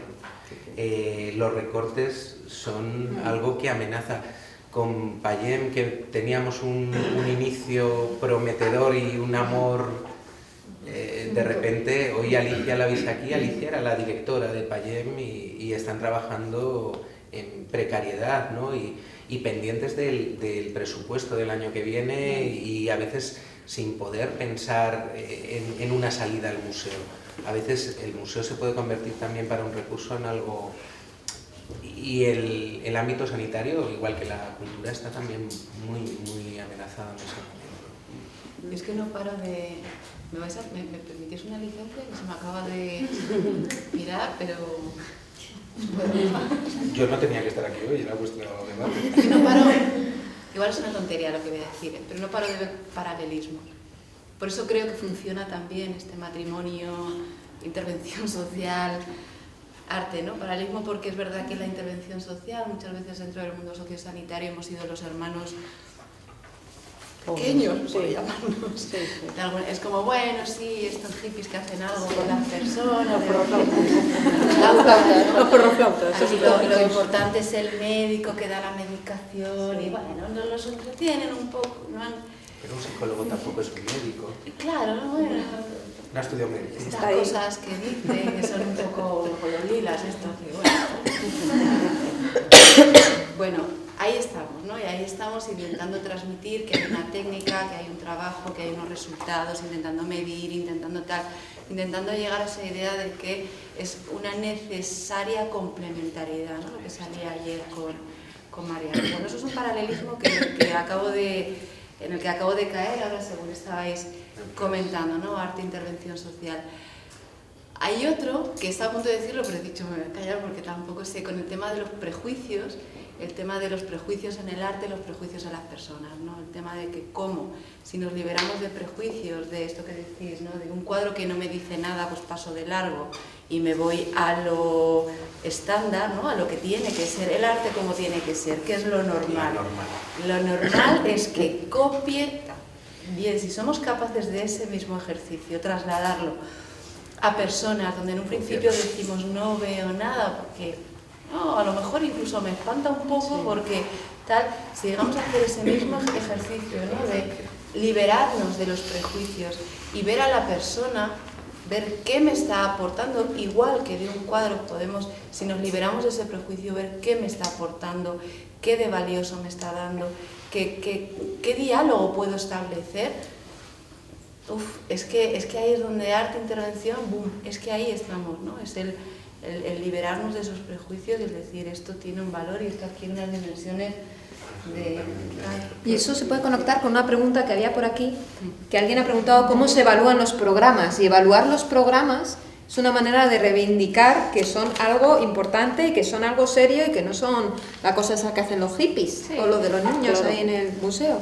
No, entonces aquí nos preguntaban cómo se evalúan los programas, que yo creo que hay gente que está interesada en ver qué se hace, si se cuenta, cómo se cuenta o qué se hace. Era lo que preguntaban esta mañana, ¿no? Del tema de... Y yo lo que creo, y es algo que luego se valora, es que tratemos, todos los que estamos metidos en este rollo, de hacer evaluaciones científicas, con refuerzo, apoyos y con resultados que publiquemos. Que nos quedamos con las cosas para nosotros, con la evaluación guardada y no damos a la luz resultados. Y eso es una trampa en la que caemos nosotros mismos. Si no damos esa luz, no son visibles y entonces, ¿para qué van a estar si no tenemos tantos resultados? Era una de las cuestiones de algo que no nos hemos hablado, pero también veis que la red está, que es algo que teníamos en mente hace mucho tiempo, pero que lanzamos hace 2 años, yo creo que fue, que es el Laboratorio de Diversidad. El Laboratorio de Diversidad era un lugar de encuentro, es un lugar de encuentro de profesionales que ya están, y un poco se basaba en esa idea de investigación, acción, participación, y es sobre lo que hemos hecho, lo que hemos construido, vamos a sentarnos, vamos a reflexionar, vamos a recoger, y la primera pauta que nos salía era esa necesidad de evaluar, y luego nos salía la discusión de los sistemas de evaluar, ¿no? ¿Cómo es que y nos salía ese paradigma de investigación, acción, participación. Sí, como se nos pide muchas veces datos cuantitativos, que parece que son los que valen, cuando lo que reivindicabais antes de la investigación cualitativa, ¿no? Como el estudio de caso, el contar esta experiencia, que al fin y al cabo es contarlo, ¿no? Y bueno, para mí, el viernes vais a ver, para mí, una de las evaluaciones cualitativas. Y la evaluación cualitativa tiene nombre, vais a hablar con ella, es alguien que está casi en el alta... Está ya de alta. Está en el alta. Sí, está ya de alta, terminando sus estudios y es alguien que empezó con nosotros, y yo creo que lo mejor, para mí la mejor evaluación es que hablamos de dar protagonismo a la gente, de la mejor demostración es que podáis hablar con alguien que ha pasado por todo esto de lo que os estamos hablando, que le podáis preguntar y que os cuente su experiencia, ¿no? Y me acabo de acordar que si os apetece también estos días a la que os vais a casa escuchar, y yo tenía un programa de radio en Radio Círculo, y tenemos colgado un podcast cuando vino Alberto con gente de distintos recursos a hablar de la experiencia, que a lo mejor os apetece por escuchar directamente los relatos. Si eso os busco la dirección, yo os lo pongo el podcast para que podáis escuchar. Información, todo lo que os interese sobre el programa, lo que llamamos redes públicos, ya no está activo, porque estamos reformando la web. Lo que vais a encontrar en la web no es todo esto de lo que estamos hablando, y eso es mea culpa. Yo tendría que haber hecho un trabajo de actualizar y de poner todo esto en la web, que es de lo que estamos hablando. Pero hay un perfil donde durante mucho tiempo lo utilizamos como una especie de agenda, de memo, que es Red de Públicos. Veréis que no está muy actualizado porque hace tiempo dejamos de publicar ahí, pero en notas tenéis bases teóricas, devoluciones de gente, cartas que nos enviaban, y en fotografías tenéis mucha documentación gráfica. En Facebook, ¿no? En Facebook, Red de Públicos Educatisen. Y podéis ver un poco, sobre todo, yo creo que lo que puede tener más interés para vosotros en cómo hablabais es fotos y notas. Sí, a lo mejor os puedo poner el podcast ahí. ¿Se puede? Yo creo que ya está. Pero lo que pasa es que hay muchísima información, porque son como 3-4 años de información, entonces igual lo que sí que puedes hacer es o darles el enlace de Pedagogías. Sí, está en el blog de Pedagogías Invisibles. Pedagogías Invisibles. .blogspot.com. Si ponéis Pedagogías Invisibles, que es el colectivo, uno de los colectivos a los que pertenezco, que teníamos este programa de radio, hay una pestaña que pone Radio Círculo y ahí están todo un montón de programas sobre arte y educación, y uno de ellos es el de cuando vino Alberto y más gente a contar la experiencia. En evaluación sí que nos falta sistematizar también, porque se están haciendo evaluaciones. Ellos hacen evaluación, los usuarios hacen evaluación, nosotros desde el departamento hacemos evaluación también de recursos, de materiales, pero bueno, hay que y luego empezar tenemos... a darle forma y a sistematizar y publicar, Y que es la clave. en el sistema, cuando os decía que hacemos sesiones previas, tenemos un sistema de fichas, que es otra de las preguntas. Yo relleno la ficha un poco con lo que hemos programado, con los objetivos, con lo que hemos hablado. Yo se lo mando al recurso, el recurso completa esa ficha y luego hacemos una evaluación después de la visita, una evaluación desde el museo, una evaluación desde el recurso, y si hay y procede y estamos en esa línea, una evaluación también desde los usuarios, ¿no? ¿Pero con qué tipo? ¿Con cuestionarios? ¿Con No, entrevistas? Pues yo el de cuestionarios os cuento. Yo el de cuestionarios lo empecé y además accesible hasta para gente con problemas, con caritas, con sonrisas, con media todo. Me devolvieron uno. Entonces, ¿para qué generas? Y el sistema está, pero no funciona. Entonces, es un sistema con los profesionales, es una evaluación y además es una evaluación de contenido, es una narrativa, es lo que tú has visto, qué ha funcionado, qué no, es luego la puesta en común y también que nos sirva para saber lo que vamos haciendo y para saber líneas de trabajo de futuro. Pero es un material que está ahí que desde luego nos sirve en cuanto a investigar, porque sí que se menciona a la gente, se mencionan las personas destacadas, acciones destacadas, y muchas veces criterios de evaluación pensamos que son cuantificados. No, es que un criterio de evaluación es que alguien haya participado y normalmente no habla. Es fulanito ha hablado, fulanito y José María me vais a entender, que en vez de estar con las manos así, esté en la visita con las manos así, es un criterio de evaluación, porque está normalmente así. Y de repente cada vez está más así. Que en vez de abrazarte con las manos así, te toque, es un criterio de evaluación. Entonces, cuando os digo que los objetivos es lo que vais a ver trabajando con los profesionales. Pero lo que sucede también en investigación, cuando estás haciendo este tipo de cosas, imaginaos que hacéis una entrevista de un cuarto de hora con la profesional que ha acompañado al grupo. Ese cuarto de hora, si lo queréis procesar bien, lo tenéis que transcribir, y transcribir un cuarto de hora de una entrevista suele ser aproximadamente hora y media, 2 horas de trabajo. Tú ya tienes tu entrevista transcrita y ahora te pones a analizarla, sacar categorías, vas subrayando ideas que vas sacando tus conclusiones. O sea que a lo mejor para una sesión que ha durado un día, estás 4 días analizando. Entonces, ¿qué sucede? Que esa evaluación del programa dura muchísimo más que lo que es el propio programa. Le añades el diseño, hace que sea una carga muy fuerte que muchas veces, pues eso, por la dinámica, pues no tienes tiempo. Estás haciendo la tesis, como estaba yo, que con una beca para hacer la tesis, pues, o es muy difícil. Imagínate, o sea, nosotros tenemos como desde el 2007 y la media de este año han sido, no sé si me equivoco, pero como de visitas, de número, la memoria, con recursos diferentes. 900 personas. Unas 900 personas que pueden ser que unos 40 grupos. 40 más incluso. Y con diferentes colectivos, imaginar lo que es evaluar eso. Pero aparte, bueno, yo creo que según el grupo, o sea, los usuarios te vas a plantear objetivos a evaluar. Y creo aparte que va a ser diferente los objetivos que puede tener tú desde el PISEN como el área de educación que un investigador, un terapeuta. Entonces ahora mi pregunta es, tú como educador, ¿qué evalúas?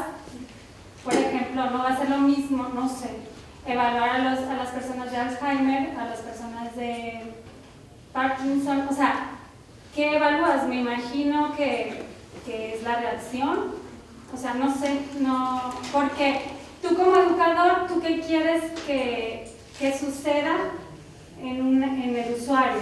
Porque es diferente lo que quiere que suceda. Vale, yo te digo, mi visita evaluada de 10 todavía, bueno, ha sucedido una vez, dos veces, en el programa de En Guardia.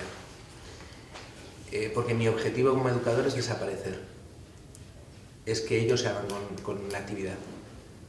Que sean ellos los que lleven, los que me arrastren.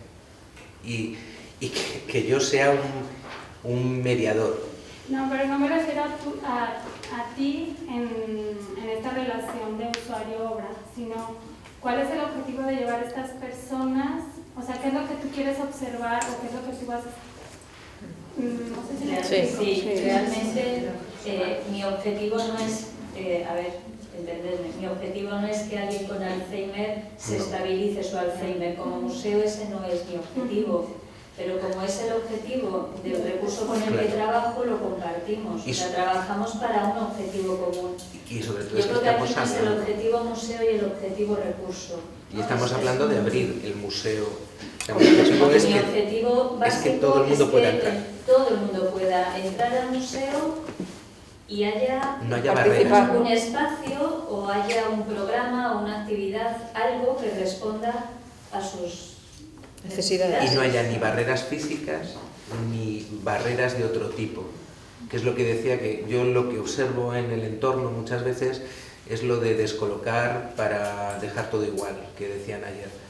La gente, o sea, yo veo mucho museo que abre puertas y dice que es accesible, pero si no le explicas a la gente cómo, si no generas vías para que sea accesible, si no educas, o sea, un escolar, la generación que estamos educando ahora no va a tener problemas para ir al museo, igual que ahora los teatros no tienen problemas, aparte del económico, porque ha habido toda una generación que han ido al teatro desde la escuela.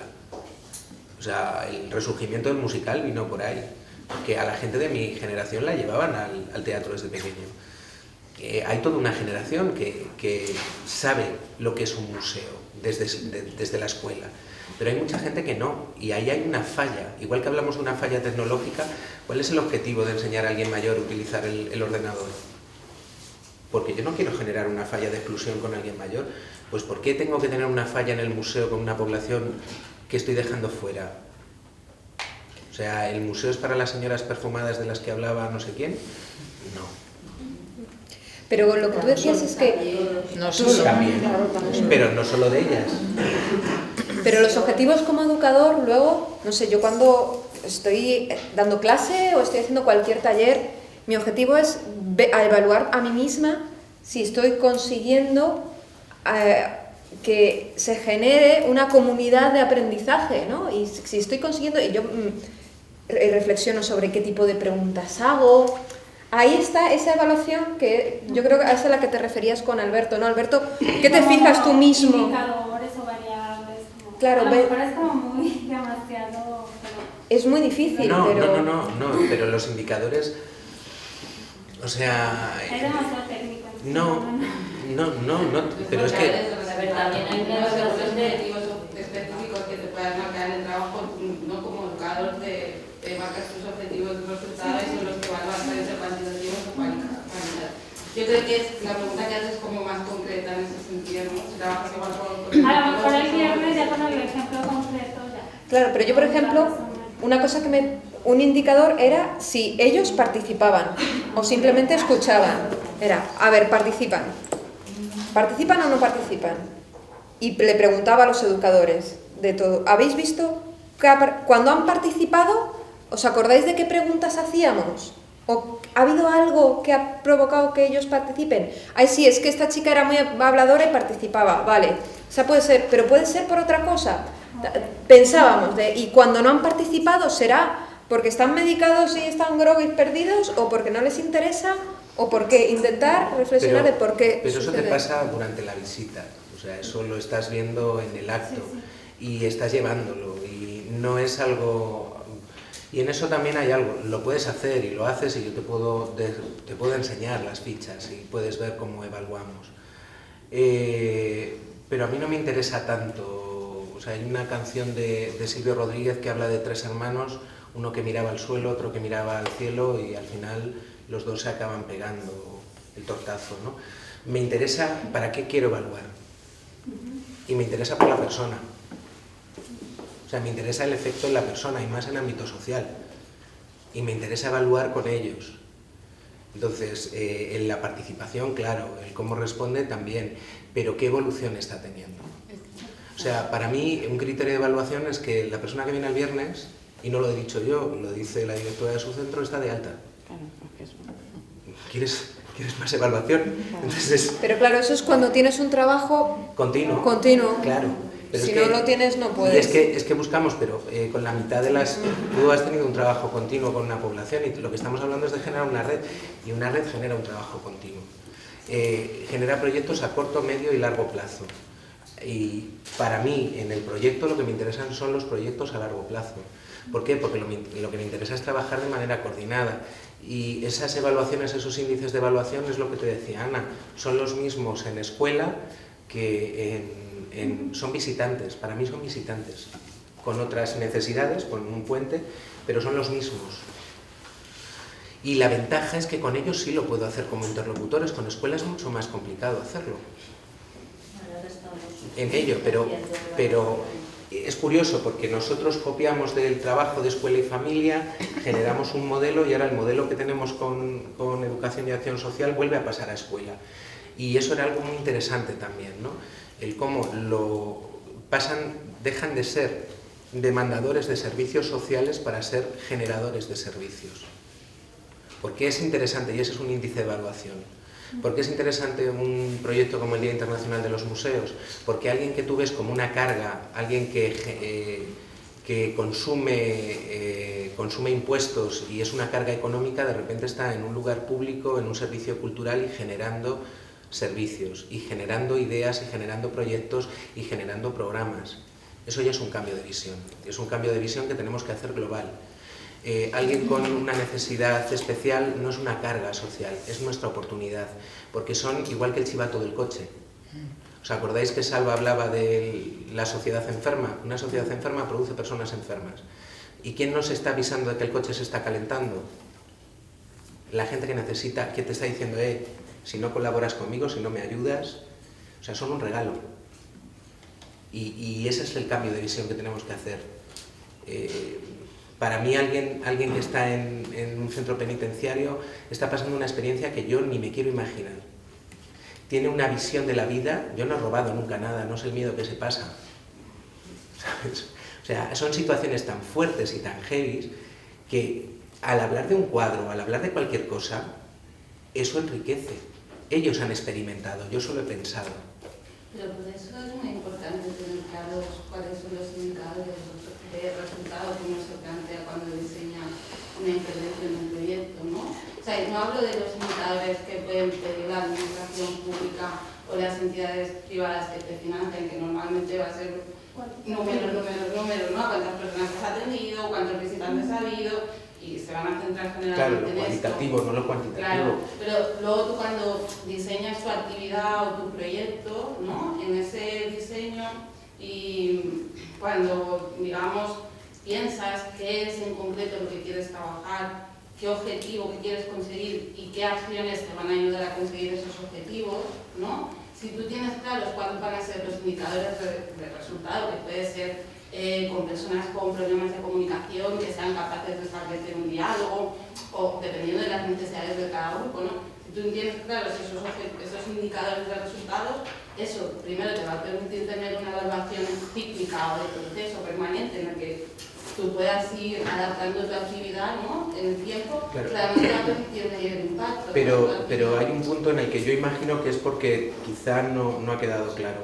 Si trabajas en función de la necesidad, el indicador de objetivo está claro y la evaluación ya está implícita. O sea, en conseguirlo o no conseguirlo. O sea, cuando se hablaba en ayuda fascia, es que los indicadores de objetivo me los habéis dado vosotros y ya están. Y la evaluación también. O sea, si se consigue o no, ya que es de lo que trataba de hablarte. O sea, cuando trabajas sobre la necesidad, yo soy de teatro. Y a mí me enseñaron que nada que esté... mi licenciatura es en arte dramático, yo soy un especialista en comunicación, no en arte. En arte de otro tipo. En escena, y es igual que un cuadro, todo debe responder a varias preguntas. ¿Cómo? ¿Qué? ¿Por qué? ¿Para qué? ¿Cuándo? ¿Y cuánto cuesta? Para mí esos son los indicadores a la hora. Mi manera de abordar un proyecto es esa. Tengo que responderme todas esas preguntas. Y esos llaman los indicadores. Pero eso es muy importante cuando tienes unas preguntas, eso lo que dices tú, tener unas preguntas que quieres contestar siempre y luego comparas cómo has ido contestando esas preguntas. Y ahí es donde está la evaluación, en tener siempre esas mismas preguntas y poder comparar las respuestas. Pero ahí está implícito también, y los objetivos van a ir variando en función del público. Sí, yo creo que, bueno, mis preguntas iban por el lado de querer hacer una sistematización, un trabajo metodológico para una investigación, o sea, acercar la realidad, que es algo subjetivo y cualitativo del mundo del arte, al mundo donde te tienes que comunicar con gente pura y dura, o sea, que quiere datos, entonces ser como un nexo o tratar de llevar esto tan cualitativo y tan complicado de explicarle a gente que quiere datos.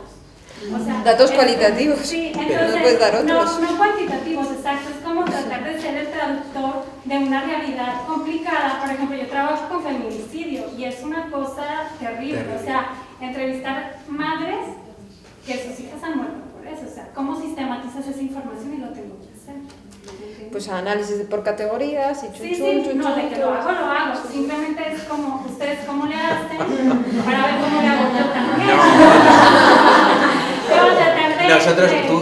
Nosotros estamos en eso, y por ejemplo con CRPS Latina ahora estamos empezando el proyecto de sistematización, y en el área la evaluación es una de las asignaturas que tenemos ahí siempre.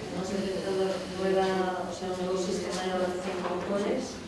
Y Luz Helena está también en un proyecto de evaluación. Un proyecto de investigación. Pero no se publicará todo, porque eso también nos lo aseguramos. Pero en tiempo que son las 6:30. Tenía una pregunta. Oye, si tenéis que... Yo creo que la gente que tenga que coger el autobús son las 6:30, para que no... Vale, estoy rápida, era por un poco cerrar porque es que acabo de caer en la cuenta de una cosa que me parece muy importante y no quiero irme con la idea equivocada. En relación a lo que dices ahora, que también con el público de coles habéis cambiado un poco el sistema de evaluación, yo cuando hace años empecé a escuchar esto de la pedagogía museística, entendí que esto era una manera de acercar el arte a todo tipo de público, ¿no? Entonces, antes un poco digamos que el arte era el objetivo. Y ahora es la herramienta. Es la herramienta, ¿no? Lo sigue siendo. Como somos un museo, mi objetivo también es dar a conocer la colección y trabajar con los contenidos de la colección. Entonces eso también forma parte de la evaluación. O sea, ¿no entendéis? Porque si no al final... Claro, eso es lo que quería aclarar. Claro,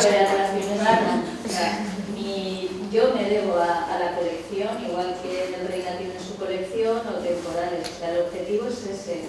Lo que pasa es que es una herramienta, a lo que hemos llegado es que es una herramienta, yo creo que clave, me parece, en la relación y en el trabajo con los recursos. Pero que no es lo mismo proyectar unas diapos de una... Estamos diciendo, no hablamos de pintor, estoy convencida de que todos los usuarios saben perfectamente quiénes son expresionistas, reconocen a Hopper, reconocen la obra y son capaces de hablar de cosas que tienen, o sea, que son del propio lenguaje plástico o artístico. Y en la escuela igual, o sea, tenemos una serie de objetivos también en ese... Y hay muy pegados al currículum también, pero también hay algo interesante que apuntaba Gloria, creo que era, ¿no? Que es que el museo es algo más que los objetos, ¿no? El museo es un concepto, es un espacio antropológico y ahí también entran otros objetos. Sí, eso estaba muy claro y sobre todo en el día de hoy, pero no quería perder tampoco esta perspectiva para no... No, está muy bien además. Espacios temporales, por ejemplo, que él hablaba de heroínas, de hay esas exposiciones que se trabajan con ellas, que de hecho piden específicamente, queremos trabajar con Pizarro, queremos trabajar con Chagall, por ejemplo, se hizo un trabajo muy bonito también con el tema de Chagall, un pintor judío, ahí se trabaja de...